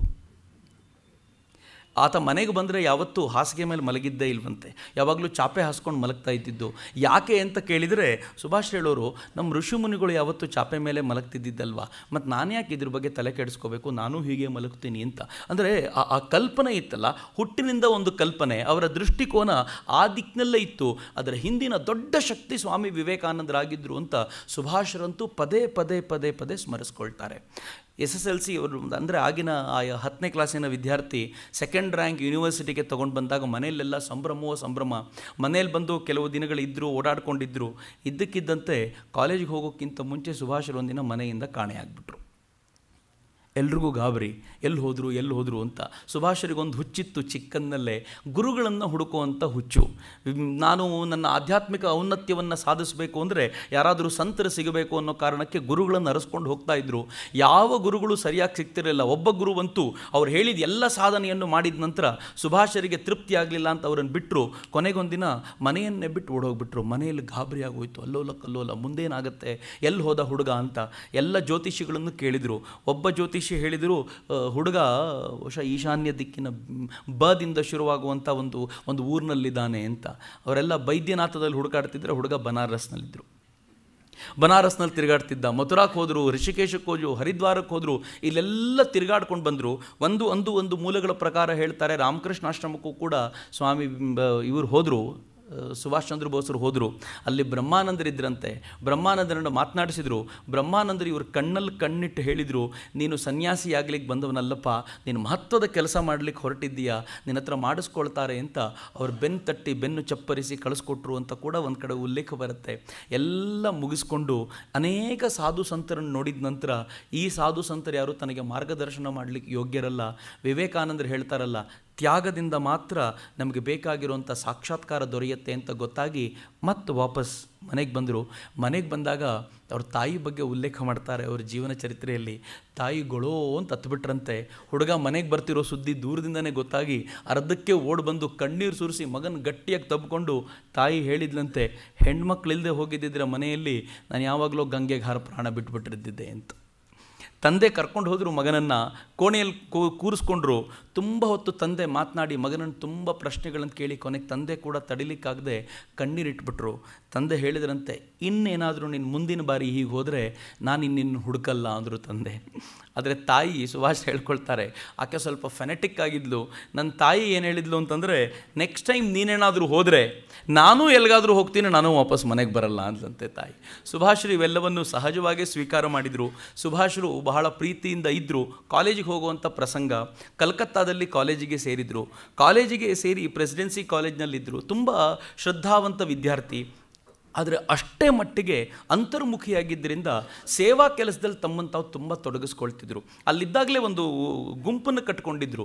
ನಿಯೋ ವಿವೇಕಾನಂದ ಅನ್ನುವಂಥ ಒಂದು ಗುಂಪನ್ನು ಕಟ್ಕೊಂಡು ಸೇವಾ ಚಟುವಟಿಕೆಗಳಲ್ಲಿ ನಿರತರಾಗಿದ್ದರು. ಆಗೊಂದು ಮಾತನ್ನು ಹೇಳ್ತಾರೆ ಸುಭಾಷರು, ನಾವು ಹಳ್ಳಿಗಳಿಗೆ ಸೇವೆಗೆ ಅಂತ ಹೋದರೆ ಹಳ್ಳಿಯ ಜನ ನಮ್ಮನ್ನು ಓಡಿಸ್ತಿದ್ರು ಅಂತ. ಯಾಕೆ ಓಡಿಸ್ತಿದ್ರು ಅಂತ ಅನ್ನೋದಕ್ಕೆ ಅವ್ರು ಕಾರಣ ಕೊಡ್ತಾರೆ. ಭಾಳ ಜನ ಓಡಿ ಬಂದುಬಿಡ್ತಿದ್ರಂತೆ. ಆದರೆ ಸುಭಾಷರು ಹುಡುಕಾಡಿದ ಮೇಲೆ ಗೊತ್ತಾಯಿತು ಯಾಕೆ ಓಡಿಸ್ತಿದ್ರು ಅಂತಂದರೆ, ಹಳ್ಳಿಗಳಿಗೆ ಬ್ರಿಟಿಷ್ ಅಧಿಕಾರಿಗಳು ಹೋಗೋರು. ಈ ಬ್ರಿಟಿಷ್ ಅಧಿಕಾರಿಗಳು ತೆರಿಗೆ ಕಲೆಕ್ಟ್ ಮಾಡಲಿಕ್ಕೆ ಹೋಗ್ತಾ ಇದ್ದಿದ್ದರಿಂದ ಬರೋರೆಲ್ಲ ಈ ಥರದ ತೆರಿಗೆ ಕಲೆಕ್ಟ್ ಮಾಡೋರೆ ಅಂತ ಹೆದರ್ಕೊಂಡು ಸೇವೆಗೆ ಬರೋರನ್ನು ಓಡಿಸ್ತಿದ್ರಂತೆ.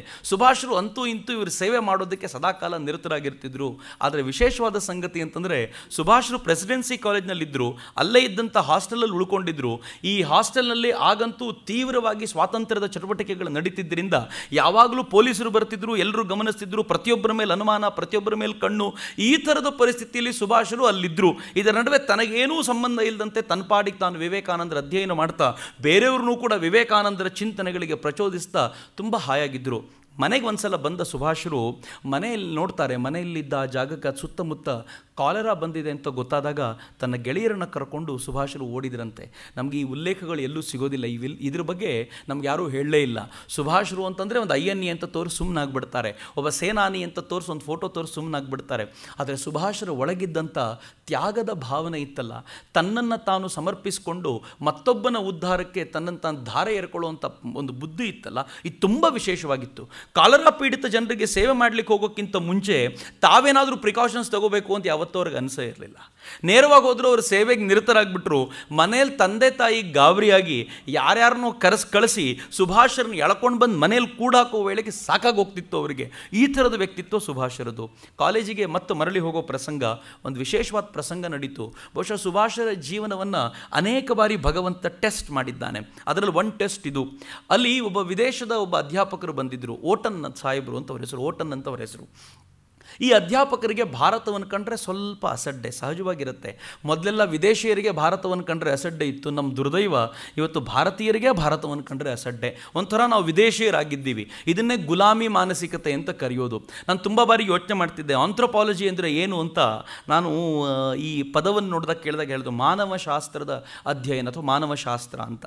ಮಾನವ ಅಧ್ಯಯನ ಅಂದರೆ ಏನು ಅಂತ ಕೇಳಿದರೆ, ನಾವು ಮಾತ್ರ ಮಾನವರು, ಉಳಿದವರು ಯಾರೂ ಮಾನವರಲ್ಲ, ಇವರು ಅಧ್ಯಯನ ಮಾಡಬೇಕು ಅಂತ ಒಂದು ಪ್ರಯತ್ನ ಅದು.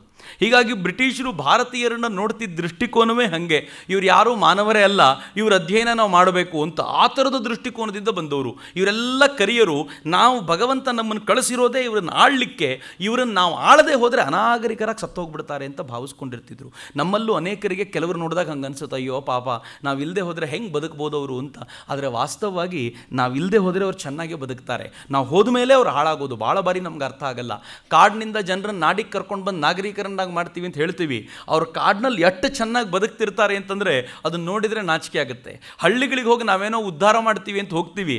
ಯಾವತ್ತಾದರೂ ಹಳ್ಳಿಗಳಲ್ಲಿ ಒಂದು ಎಲೆಯಲ್ಲಿ ಕೂತ್ಕೊಂಡು ಊಟ ಮಾಡಿ ನೋಡಿ ಗಾಬರಿ ಆಗುತ್ತೆ, ಇಂಥ ಅದ್ಭುತವಾದ ಊಟ ನಾವು ಮಾಡಲ್ಲ ಅಂತ. ನಮಗೊಂದು ಪುಳಿಯೋಗರೆ ಒಂದು ಮೊಸರನ್ನ ಇದ್ದರೆ ಊಟನೇ ಮುಗಿದೋಯ್ತು.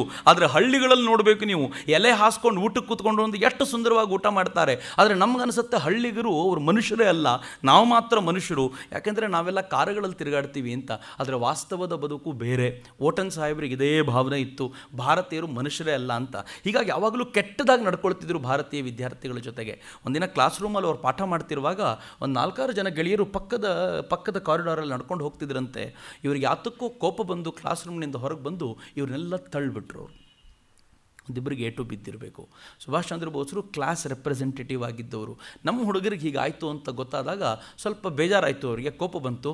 ಅವ್ರು ಏನು ಮಾಡಿದರು, ಎಲ್ಲ ಹುಡುಗರನ್ನ ಕರ್ಕೊಂಡು ಹೋಗಿ ತಮ್ಮ ಮುಂದಾಳತ್ವದಲ್ಲಿ ಒಂದು ಸ್ಟ್ರೈಕ್ ಮಾಡಿಸ್ಬಿಟ್ರು. ಈ ಸ್ಟ್ರೈಕ್ 2 ದಿನಗಳ ಕಾಲ ನಡೀತು.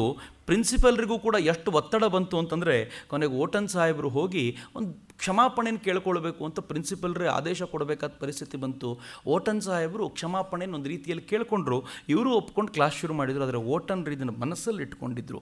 ಈ ಓಟನ್ರು ಮತ್ತೊಮ್ಮೆ ಇದೇ ಥರದ್ದೇನೋ ತರಲೆ ಕೆಲಸ ಮಾಡಿದಾಗ ಹುಡುಗರು ಎಲ್ಲ ಬಾರಿ ಪ್ರತಿಭಟನೆ ಸುಮ್ಮನೆ ಮಾಡೋದಿಲ್ಲ, ಒಂದು ಸಲ ಕೈ ತೆಗೆದು ಹೊಡೆದೇ ಬಿಟ್ರು ಅವರಿಗೆ. ಇವರು ಹೊಡಿಬೇಕಾದ್ರೆ ಸುಭಾಷ್ ಚಂದ್ರ ಬೋಸರು ದೂರ ನಿಂತು ನೋಡ್ತಾ ಇದ್ದರು. ಇನ್ಫ್ಯಾಕ್ಟ್ ಸುಭಾಷ್ ಚಂದ್ರ ಬೋಸರು ಹೊಡಿರಿ ಅಂತಲೂ ಹೇಳಿರಲಿಲ್ಲ, ಹೊಡಿಬೇಡಿ ಅಂತಲೂ ಹೇಳಲಿಲ್ಲ. ಅವ್ರು ಹೊಡಿಬೇಕಾದ್ರೆ ಸುಮ್ಮನೆ ದೂರ ನಿಂತ್ಕೊಂಡು ನೋಡಿದರು. ಹೊಡೆದಾದ್ಮೇಲೆ ಸುಮ್ಮನೆ ತಂಪಾಡಿಗ್ತಾ ಹೊರಟರು. ಓಟನ್ ಸಾಹೇಬರು ಹೇಳಿದರು, ಹೊಡೆಸಿದ್ದು ಸುಭಾಷರೇ ಅಂತ ಹೇಳಿ ಎಷ್ಟರ ಮಟ್ಟಿಗೆ ಗಲಾಟೆ ಆಗೋಯ್ತು ಅಂತಂದರೆ ಕಾಲೇಜನ್ನೇ ಮುಚ್ಚಬೇಕಾದ ಸ್ಥಿತಿ ಬಂತು. ಪ್ರಿನ್ಸಿಪಲ್ರನ್ನ ವಜಾ ಮಾಡಿದರು.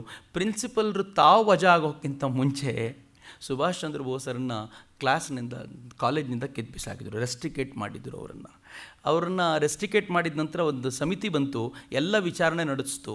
ಸಮಿತಿಗೆ ಗೊತ್ತಾಯಿತು ಸುಭಾಷರು ಏನೂ ಮಾಡಲಿಲ್ಲ, ಅವರು ಹೊಡಿಲಿಲ್ಲ. ಆದರೆ ಸುಭಾಷರು ತುಂಬ ಸ್ಪಷ್ಟವಾಗಿ ಹೇಳಿದರು, ನಾನಂತೂ ಹೊಡಿಲಿಲ್ಲ, ಆದರೆ ಹೊಡೆಯುವಾಗ ಅಲ್ಲಿದ್ದೆ, ಹೊಡೆದಿದ್ದು ತಪ್ಪು ಅಂತ ನನಗೆ ಅನ್ನಿಸ್ಲಿಲ್ಲ ಅಂದರು. ಯಾವಾಗ ಈ ವಾದವನ್ನು ಮಂಡಿಸಿದ್ರೋ ಆ ಸಮಿತಿ ಕೂಡ ತುಂಬ ಸ್ಪಷ್ಟವಾಗಿ ಹೇಳ್ತು, ಸುಭಾಷರನ್ನು ಮನೆಗೆ ಕಳಿಸೋದು ಒಳ್ಳೆಯದು ಅಂತ. ಸುಭಾಷರನ್ನ ಮನೆಗೆ ಕಳಿಸಿದ್ರು. ಸುಭಾಷರು ಈಗ ಯೋಚನೆ ಮಾಡಿ, ಈ ಥರದ ಪ್ರಸಂಗಗಳು ಬಂದಾಗ ಎಂಥ ಕಷ್ಟ ಅಂತಂದರೆ, ಮನೆಗೆ ಬಂದಿದ್ದಾರೆ, ಮನೇಲಿ ತುಂಬ ಆಸಕ್ತಿಯಿಂದ ಒಬ್ಬ ಹುಡುಗನನ್ನು ಸಿಟಿಗೆ ಕಳಿಸ್ಕೊಟ್ರೆ ಓದ್ಕೊಂಡು ಬರ್ತಾನೆ ಅಂತ ಇವನು ಗಲಾಟೆ ಮಾಡಿ ಕಾಲೇಜಿಂದ ಹೊರದಬ್ಬಿಸ್ಕೊಂಡು ಬರ್ತಾನೆ ಅಂದರೆ ಮನೆಗೆ ಫೇಸ್ ಮಾಡಬೇಕಾದ್ರೆ ಎಷ್ಟು ಕಷ್ಟ ಅಂತ ಹುಡುಗರಿಗೆ ಗೊತ್ತಾಗುತ್ತೆ. ಇವನು ಮಾಡಿದ ತಪ್ಪಲ್ಲ, ಆದರೆ ತಾನು ತಪ್ಪಲ್ಲ ಅನ್ನೋದನ್ನು ಧೈರ್ಯವಾಗಿ ಹೇಳ್ಕೊಂಡಿದ್ದಾನೆ. ಅಲ್ಲಿ ನಿಂತ್ಕೊಂಡು ಹೌದು ನಮ್ಮ ಹುಡುಗರು ಮಾಡಿದ ತಪ್ಪು ಅಂತ ಒಂದು ಮಾತು ಹೇಳಿದ್ರೆ ಬಹುಶಃ ವಾಪಸ್ ಸೇರ್ಕೊಳ್ತಿದ್ರೇನೋ. ಆದರೆ ಅವ್ರು ಆ ಥರದ್ದು ಹೇಳೋ ಪ್ರಮೇಯವೇ ಇಲ್ಲ. ಅವ್ರು ಹೇಳಿದ್ರು ನಾನು ಮಾಡಿದ ತಪ್ಪಲ್ಲ, ಅವ್ರು ಮಾಡಿದ ತಪ್ಪಲ್ಲ, ನನಗೇನು ಹಂಗೆ ಅನ್ನಿಸ್ತಿಲ್ಲ ಅಂತಂದರು. ಅದರ ಪರಿಣಾಮ ಏನಾಯಿತು ಅಂದರೆ ಸುಭಾಷರನ್ನ ರೆಸ್ಟ್ರಿಕೇಟ್ ಮಾಡಿದರು. ಅವ್ರು ವಾಪಸ್ ಬರಬೇಕಾದ್ರೆ ಒಂದು ಪತ್ರ ಬರೀತಾರೆ. ಆ ಪತ್ರದಲ್ಲಿ ಹೇಳ್ತಾರೆ, ನನಗೆ ಇವತ್ತು ಭಾಳ ಖುಷಿಯಾಗಿದೆ, ಸತ್ಯಕ್ಕೋಸ್ಕರ ನಾನು ಬದುಕಿದ್ದೀನಿ, ಅದಕ್ಕೋಸ್ಕರ ಶಿಕ್ಷೆ ಅನುಭವಿಸ್ತಾ ಇದ್ದೀನಿ ಅಂತ. ಕೆಲವು ಬಾರಿ ಆದರ್ಶದ ತೀವ್ರತೆಗಳಿದ್ದರೆ ಹೆಂಗಾಗುತ್ತೆ ನೋಡಿ. ವಿವೇಕಾನಂದರನ್ನು ತುಂಬ ಓದ್ಕೊಂಡಿದ್ದರೆ ಪರಿಣಾಮ ಇದು ಅಂತ ಅನಿಸುತ್ತೆ ನನಗೆ. ಎಷ್ಟರ ಮಟ್ಟಿಗೆ ಅವರೊಳಗೆ ಇತ್ತು ಅಂತಂದರೆ ಯಾವ ಕಾರಣಕ್ಕೂ ಸುಳ್ಳು ಹೇಳಬಾರ್ದು, ನಾನು ಸುಳ್ಳು ಹೇಳಲ್ಲ, ಸತ್ಯಕ್ಕೋಸ್ಕರ ನಾನು ಬದುಕಿದ್ದೀನಿ, ಅದಕ್ಕೋಸ್ಕರ ಹೊರಗಡೆ ಬಂದಿದ್ದೀನಿ ಅಂತ. ಅಣ್ಣ ಶರತ್ಚಂದ್ರರಿಗೆ ಸ್ವಲ್ಪ ಸುಭಾಷರ ಅರ್ಥ ಆಗ್ತಾ ಇದ್ರು. ಅವ್ರ ಮನೆಯಲ್ಲಿ ಮೊದಲೇ ಎಲ್ಲ ವ್ಯವಸ್ಥೆ ಮಾಡಿದ್ದರಿಂದ ತಂದೆ ತಾಯಿನೂ ಕೂಡ ಅತ್ಯಂತ ಪ್ರೀತಿಯಿಂದಲೇ ಮಗನನ್ನು ಸ್ವೀಕಾರ ಮಾಡಿದ್ರು, ಏನು ತಲೆ ಕೆಡಿಸ್ಕೊಳ್ಬೇಡ ಅಂತ. ಮರು ವರ್ಷ ಅಣ್ಣನ ಪ್ರಯತ್ನದಿಂದಾಗಿ ಸುಭಾಷರು ಮತ್ತೆ ಕಾಲೇಜಿಗೆ ಹೋಗುವಂತಾಯಿತು. ಈ ಬಾರಿ ಬೇರೆ ಕಾಲೇಜಿಗೆ, ಸ್ಕಾಟಿಷ್ ಚರ್ಚ್ ಕಾಲೇಜಿಗೆ ಸುಭಾಷರು ದಾಖಲಾದ ನಂತರವೂ ಕೂಡ ಸುಭಾಷರ ಅಂತರ್ಮುಖಿ ವ್ಯಕ್ತಿತ್ವ ಈ ಒಂದು ವರ್ಷದಲ್ಲಿ ಮತ್ತೆ ಧ್ಯಾನಮಗ್ನರಾಗೋದು, ಇವುಗಳೆಲ್ಲ ಕಾರಣದಿಂದಾಗಿ ಸುಭಾಷ್ ಚಂದ್ರ ಬೋಸರ ಅಂತರ್ಮುಖಿ ವ್ಯಕ್ತಿತ್ವ ಮತ್ತೆ ತೀವ್ರವಾಗಿತ್ತು. ಅವರು ಸದಾಕಾಲ ಇದೇ ಚಿಂತನೆಯಲ್ಲಿ ಮಗ್ನರಾಗಿರ್ತಿದ್ರು, ಸದಾಕಾಲ ಧ್ಯಾನಸ್ಥರಾಗೋದು, ಸದಾಕಾಲ ಯಾವುದೋ ಒಂದು ವಿಶೇಷವಾದ ಲೋಕದಲ್ಲಿ ಇರುವಂಥ ಒಂದು ಚಿಂತನೆ ಅವರಿಗಿದ್ದರಿಂದ ಓದಿನಲ್ಲಿ ಸಹಜವಾಗಿ ಒಂದು ಸ್ವಲ್ಪ ಆಸಕ್ತಿ ಕಡಿಮೆ ಇತ್ತು. ಆದರೂ BA ಮುಗಿಯೋದ್ರ ವೇಳೆಗೆ ಮತ್ತೆ ಯೂನಿವರ್ಸಿಟಿಗೆ 2nd ರ್ಯಾಂಕ್ ಬಂದಿದ್ದರು ಸುಭಾಷರು. ಅದೊಂದು ವಿಶೇಷವಾದ ಸಂಗತಿ. ಸುಭಾಷರು ಯಾವಾಗ ಅಂಕಗಳು ಕಡಿಮೆ ಆಗಿದೆ ಅಂತ ಅನಿಸುತ್ತೋ ಅವ್ರು ಮತ್ತೆ ವಿಶೇಷವಾಗಿ ಅಧ್ಯಯನಕ್ಕೆ ಕೂತ್ಕೊಳ್ತಿದ್ರು, ಮತ್ತು ಅವರು ವಿಶೇಷವಾದ ಒಂದು ಒಂದು ರ್ಯಾಂಕನ್ನು ಪಡ್ಕೊಂಡು ಪಾಸ್ ಆಗಿಬಿಡ್ತಿದ್ರು. BA ರ್ಯಾಂಕ್ ಬಂತು. ರ್ಯಾಂಕ್ ಬಂದ ನಂತರ ಸುಭಾಷರು MAಗೆ ಕಟ್ಟಿದ್ರು. MA ಕಟ್ಟಿ ಸುಮ್ಮನೆ ಅದು ಓಡಾಟ ನಡೆಸೋದು ಅಂತ ಅಷ್ಟೇ. ಸುಮ್ಮನೆ ಹೋಗಬೇಕಾದ್ರೆ ತಂದೆಗೆ ಯಾಕೋ ಅನುಮಾನ ಬಂತು, ನನ್ನ ಮಗ ಬಹಳ ಕಾಲ ಇದ್ದರೆ ಭಾಳ ಕಷ್ಟ ಆಗಿಬಿಡುತ್ತೆ, ಹೇಗಾದರೂ ಮಾಡಿ ಅವನನ್ನು ಇಲ್ಲಿಂದ ಹೊರಗೆ ಕಳಿಸ್ಬೇಕು, ಯಾಕೆಂದರೆ ಸ್ವಾತಂತ್ರ್ಯ ಹೋರಾಟ ಬೇರೆ ತೀವ್ರವಾದ ತಿರುವನ್ನು ಪಡ್ಕೊಳ್ತಾ ಇದೆ.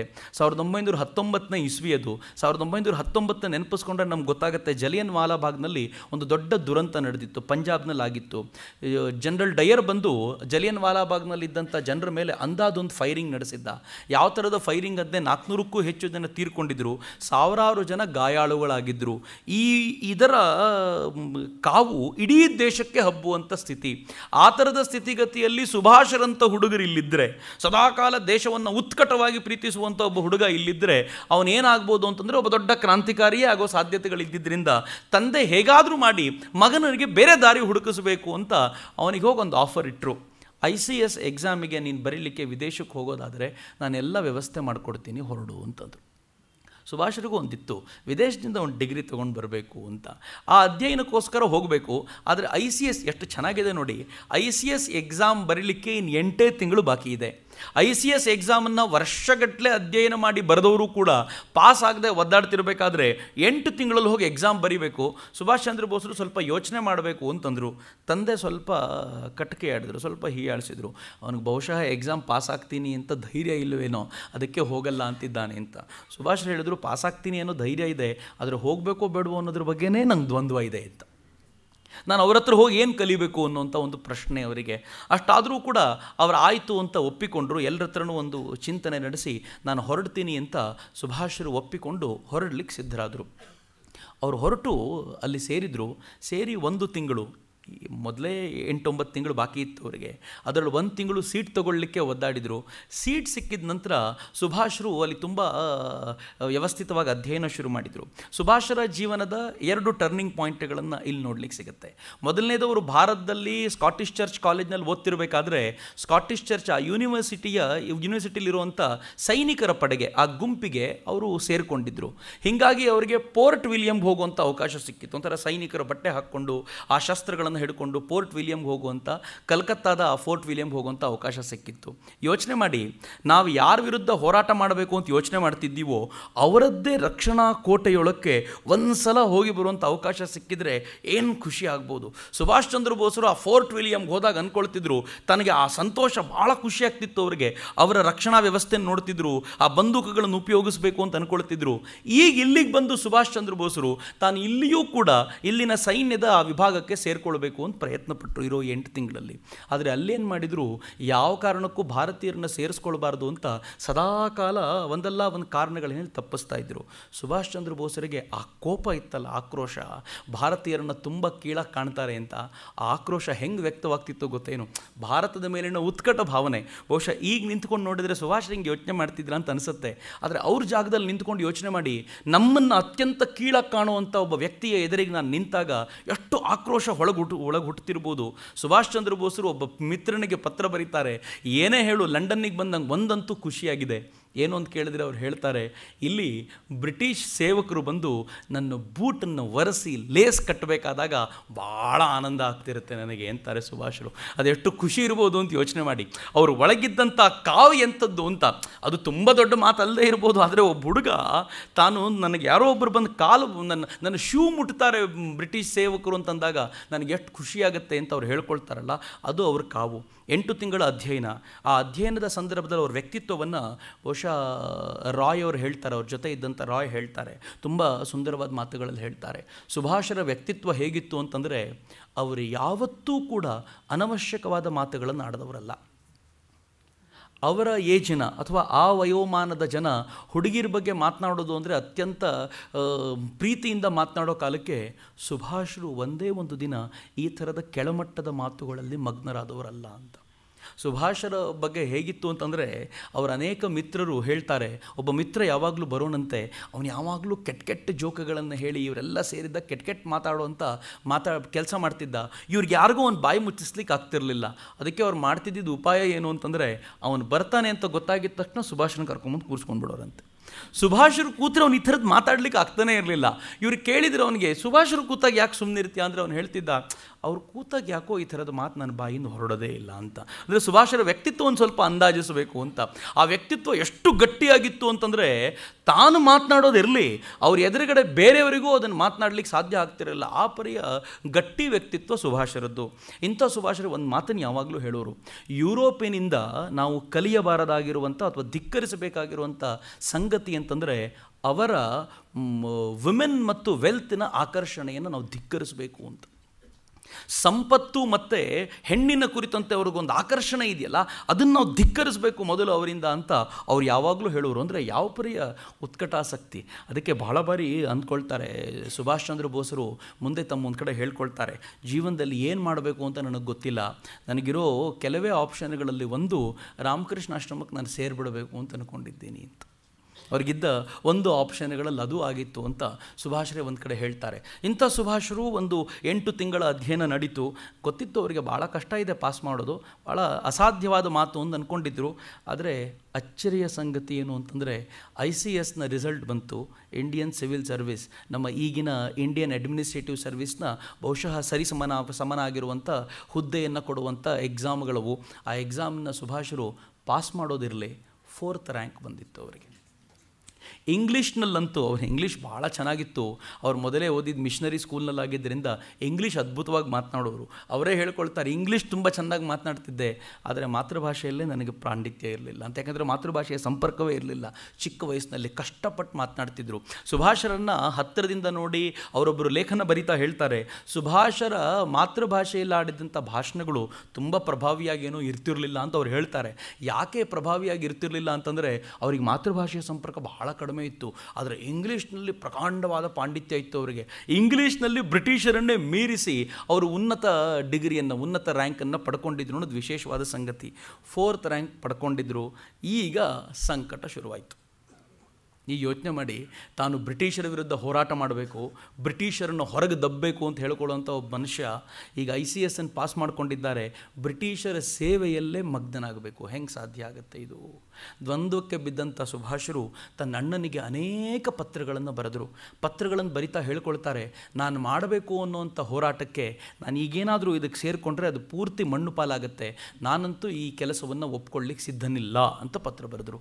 ಆ ಪತ್ರಗಳಲ್ಲಿ ಮುಂದುವರಿತಾ ಹೇಳ್ತಾರೆ, ಅನೇಕರು ಅವರಿಗೆ ಅನೇಕ ರೀತಿಯ ಉಲ್ಲೇಖಗಳನ್ನು ಕೊಟ್ಟರು. ಇಲ್ಲೇ ಇದ್ದು ಫೈಟ್ ಮಾಡ್ಬೋದು, ಇದನ್ನು ಸುಧಾರಣೆ ಮಾಡ್ಬೋದು, ಇವೆಲ್ಲವನ್ನು ಕೇಳ್ತಾ ಸುಭಾಷರು ಹೇಳ್ತಾರೆ, ನಾನೇನಾದರೂ ಈ ಒಪ್ಪಂದಕ್ಕೆ ಸಹಿ ಮಾಡಿದರೆ ನಾನು ಬಂಧಿಯಾದಂತೆ ಅರ್ಥ, ಒಮ್ಮೆ ಬಂಧಿಯಾದವನಿಗೆ ಮತ್ತೇನು ಅಧಿಕಾರ ಇದೆ ಅಂಥೇಳಿ ಅವ್ರು ಹೇಳ್ತಾರೆ. ಈ ರಾಷ್ಟ್ರದ ಕಾರ್ಯಕ್ಕೋಸ್ಕರ ಇಂಥವುಗಳನ್ನು ಧಿಕ್ಕರಿಸಬಲ್ಲಂಥ, ತ್ಯಾಗ ಮಾಡಬಲ್ಲಂಥ ಆದರ್ಶ ಸಮಾಜಕ್ಕೆ ಬೇಕು, ಆ ಕಾರಣಕ್ಕೋಸ್ಕರ ನಾನು ಬಿಡ್ಲಿಕ್ಕೆ ಸಿದ್ಧನಾಗಿದ್ದೀನಿ ಅಂತ ಪತ್ರಗಳನ್ನು ಬರೆದು ಒಟ್ಟಾರೆ ಅಣ್ಣನಿಗಂತೂ ಅರ್ಥ ಮಾಡಿಸಿದ್ರು. ತಂದೆ ತಾಯಿಗಳಿನ್ನೂ ವಿಶೇಷವಾದ ಭರವಸೆಯಲ್ಲಿದ್ದರು ಮಗ ಒಪ್ಕೊಳ್ಬೋದೇನೋ ಅಂತ. ಆದರೆ ತಂದೆಗೆ ಗೊತ್ತಾದಾಗ ಒಂಥರ ಬರಸಿಡಿಲು ಅವರಿಗೆ. ಮಗನನ್ನು ಕನ್ವಿನ್ಸ್ ಮಾಡಿದರು. ಕನ್ವಿನ್ಸ್ ಹೆಂಗೆ ಮಾಡಿದ್ರು ಗೊತ್ತೇನೋ, ಭಾಳ ಚೆನ್ನಾಗಿದೆ. ಅವರು ಮಗನಿಗೆ ಹೇಳ್ತಾರೆ, ಮಗು ಇನ್ನು ಕೆಲವೇ ವರ್ಷಗಳಲ್ಲಿ ಹೋಮ್ ರೂಲ್ ಬಂದ್ಬಿಡುತ್ತೆ ಈ ದೇಶಕ್ಕೆ. ಹೋಮ್ ರೂಲ್ ಬರೋದು ಅಂತಂದರೆ ಅರ್ಥ ಏನು, ನಮ್ಮ ಜನನೇ ನಮ್ಮನ್ನು ಆಳೋದು ಅಂತ. ಆವಾಗ ನೀನು ಆಫೀಸರ್ ಆಗಿದ್ದರೆ ಭಾಳ ನಿನಗೆ ಟಾಲರಬಲ್ ಆಗಿರುತ್ತೆ. ಈ ಪದವನ್ನು ಬಳಸ್ತಾರೆ ಅವರು. ನಿನಗದು ಸಹನೀಯವಾಗುತ್ತೆ, ಸಮಸ್ಯೆ ಆಗಲ್ಲ ಅಂದಾಗ ಅವ್ರು ಹೇಳ್ತಾರೆ, ಇದು ಸಹನೀಯತೆಯ ಪ್ರಶ್ನೆ ಅಲ್ಲಪ್ಪ, ಇದು ಬಂಧನದ ಪ್ರಶ್ನೆ. ನಾನು ಅವ್ರ ಕೆಳಗೆ ಹೋದೆ ಅಂತಂದರೆ ಬಂದಿಯಾದೆ ಅಂತ ಅರ್ಥ. ನಾನು ಬಂದಿ ಆಗ್ಲಿಕ್ಕೆ ಸಿದ್ಧನಿಲ್ಲ ಅಂದಾಗ ಅಪ್ಪ ವಾರ್ನಿಂಗ್ ಮಾಡಿದರು, ನೋಡು ICS ಎಕ್ಸಾಮ್ ಬರಿಬೇಕಾದ್ರೆ ಒಂದು ಕಂಡೀಷನಿಗೆ ಸೈನ್ ಹಾಕಿದ್ಯಾ ನೀನು, ಇದನ್ನು ಬಿಟ್ಟು ಬರಬೇಕು ಅನ್ನೋದಾದರೆ ಮಾಡಿರೋ ಖರ್ಚನ್ನೆಲ್ಲ ಯಾರು ಬ್ರಿಟಿಷರು ಏನು ಖರ್ಚು ನಿನ್ನ ಮೇಲೆ ಮಾಡಿದ್ದಾರೋ ಅಷ್ಟು ದುಡ್ಡನ್ನು ಕಟ್ಟಿ ಬರಬೇಕು ಅಂತ ಒಂದು ಕಂಡೀಷನ್ ಇದೆ. ನಾನು ಆ ದುಡ್ಡನ್ನು ನಿನಗೆ ಕೊಡಲ್ಲ ಅಂದರು ಅಪ್ಪ. ಸುಭಾಷರು ಬಿಡಲಿಲ್ಲ. ಗೆಳೆಯರನ್ನೆಲ್ಲ ಸೇರಿಸ್ಕೊಂಡು ಆ ದುಡ್ಡನ್ನು ಕಲೆಕ್ಟ್ ಮಾಡಿ ಆ ದುಡ್ಡನ್ನು ಕೊಟ್ಟು ನಾನು ಕೆಲಸಕ್ಕೆ ಬರಲ್ಲ ಅಂಥೇಳಿ ಬಂದರು.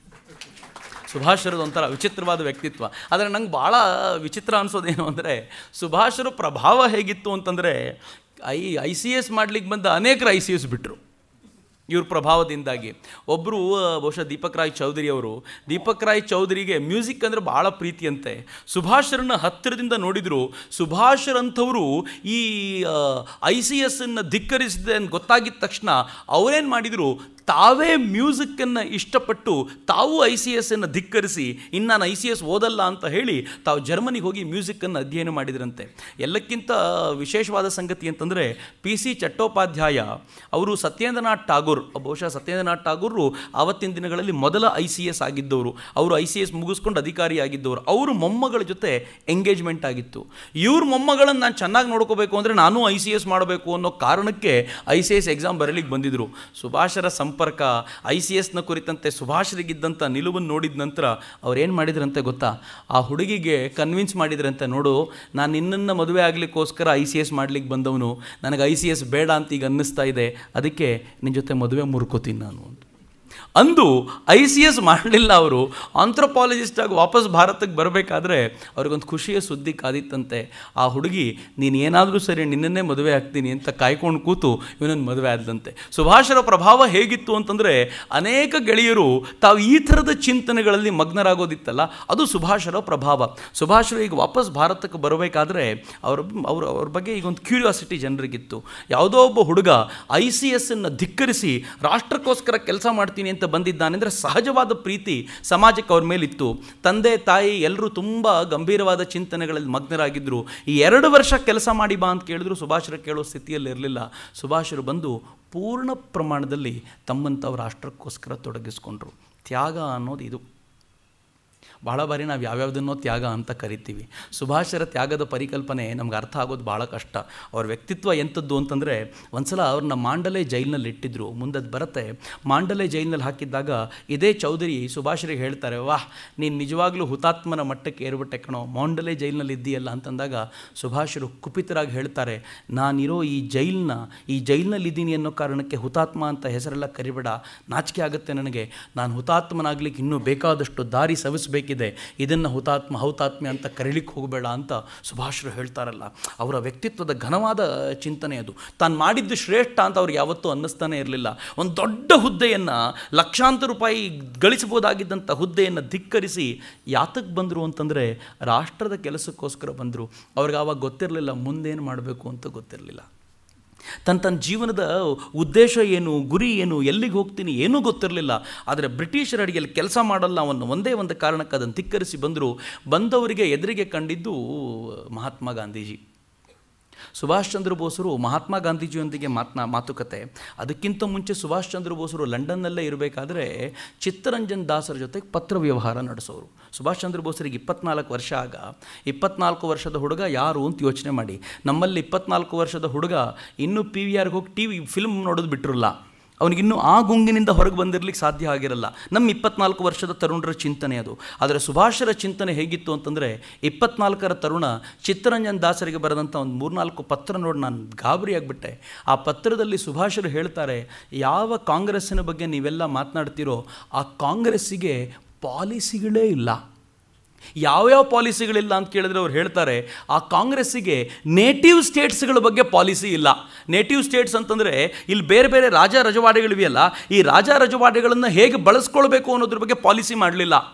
ಆ ಕಾಂಗ್ರೆಸ್ಸಿಗೆ ಈ ಮದ್ರಾಸ್ನಲ್ಲಿರುವಂಥ ನಾನ್ ಬ್ರಾಹ್ಮಣಗಳ ಬಗ್ಗೆ ಇವರು ಪಾಲಿಸಿ ಏನು ಅಂತ ಗೊತ್ತಿಲ್ಲ. ಸುಭಾಷ್ ಚಂದ್ರ ಬೋಸರ ಕಲ್ಪನೆ ನೋಡಿ, ಕಾಂಗ್ರೆಸ್ನಲ್ಲಿರುವಂಥ ಹಿರಿಯ ನಾಯಕರಿಗೆ ಸ್ವಾತಂತ್ರ್ಯ ಬಂದರೆ ಸಾಕು ಅಂತಂದರೆ ಇವರು ಸ್ವಾತಂತ್ರ್ಯಾನಂತರದ ಪಾಲಿಸಿಗಳ ಬಗ್ಗೆ ಯೋಚನೆ ಮಾಡ್ತಿದ್ದ 24ರ ಹುಡುಗ. ಅವ್ರು ಹೇಳ್ತಾರೆ, ಈ ಪಾಲಿಸಿ ಇಲ್ಲದೆ ಇರೋ ಕಾರಣಕ್ಕೆ ಈ ನಾನ್ ಬ್ರಾಹ್ಮಿನ್ಸ್, ಮದ್ರಾಸಿನ ನಾನ್ ಬ್ರಾಹ್ಮಿನ್ಸ್ ಎಲ್ಲ ಅವರು ಸರ್ಕಾರದ ಜೊತೆಗೆ ಹೋಗ್ತಾ ಇದ್ದಾರೆ, ನಮಗೊಂದು ಪಾಲಿಸಿ ಇದ್ದರೆ ಅವ್ರನ್ನ ಉಳಿಸ್ಕೊಳ್ಬೋದು.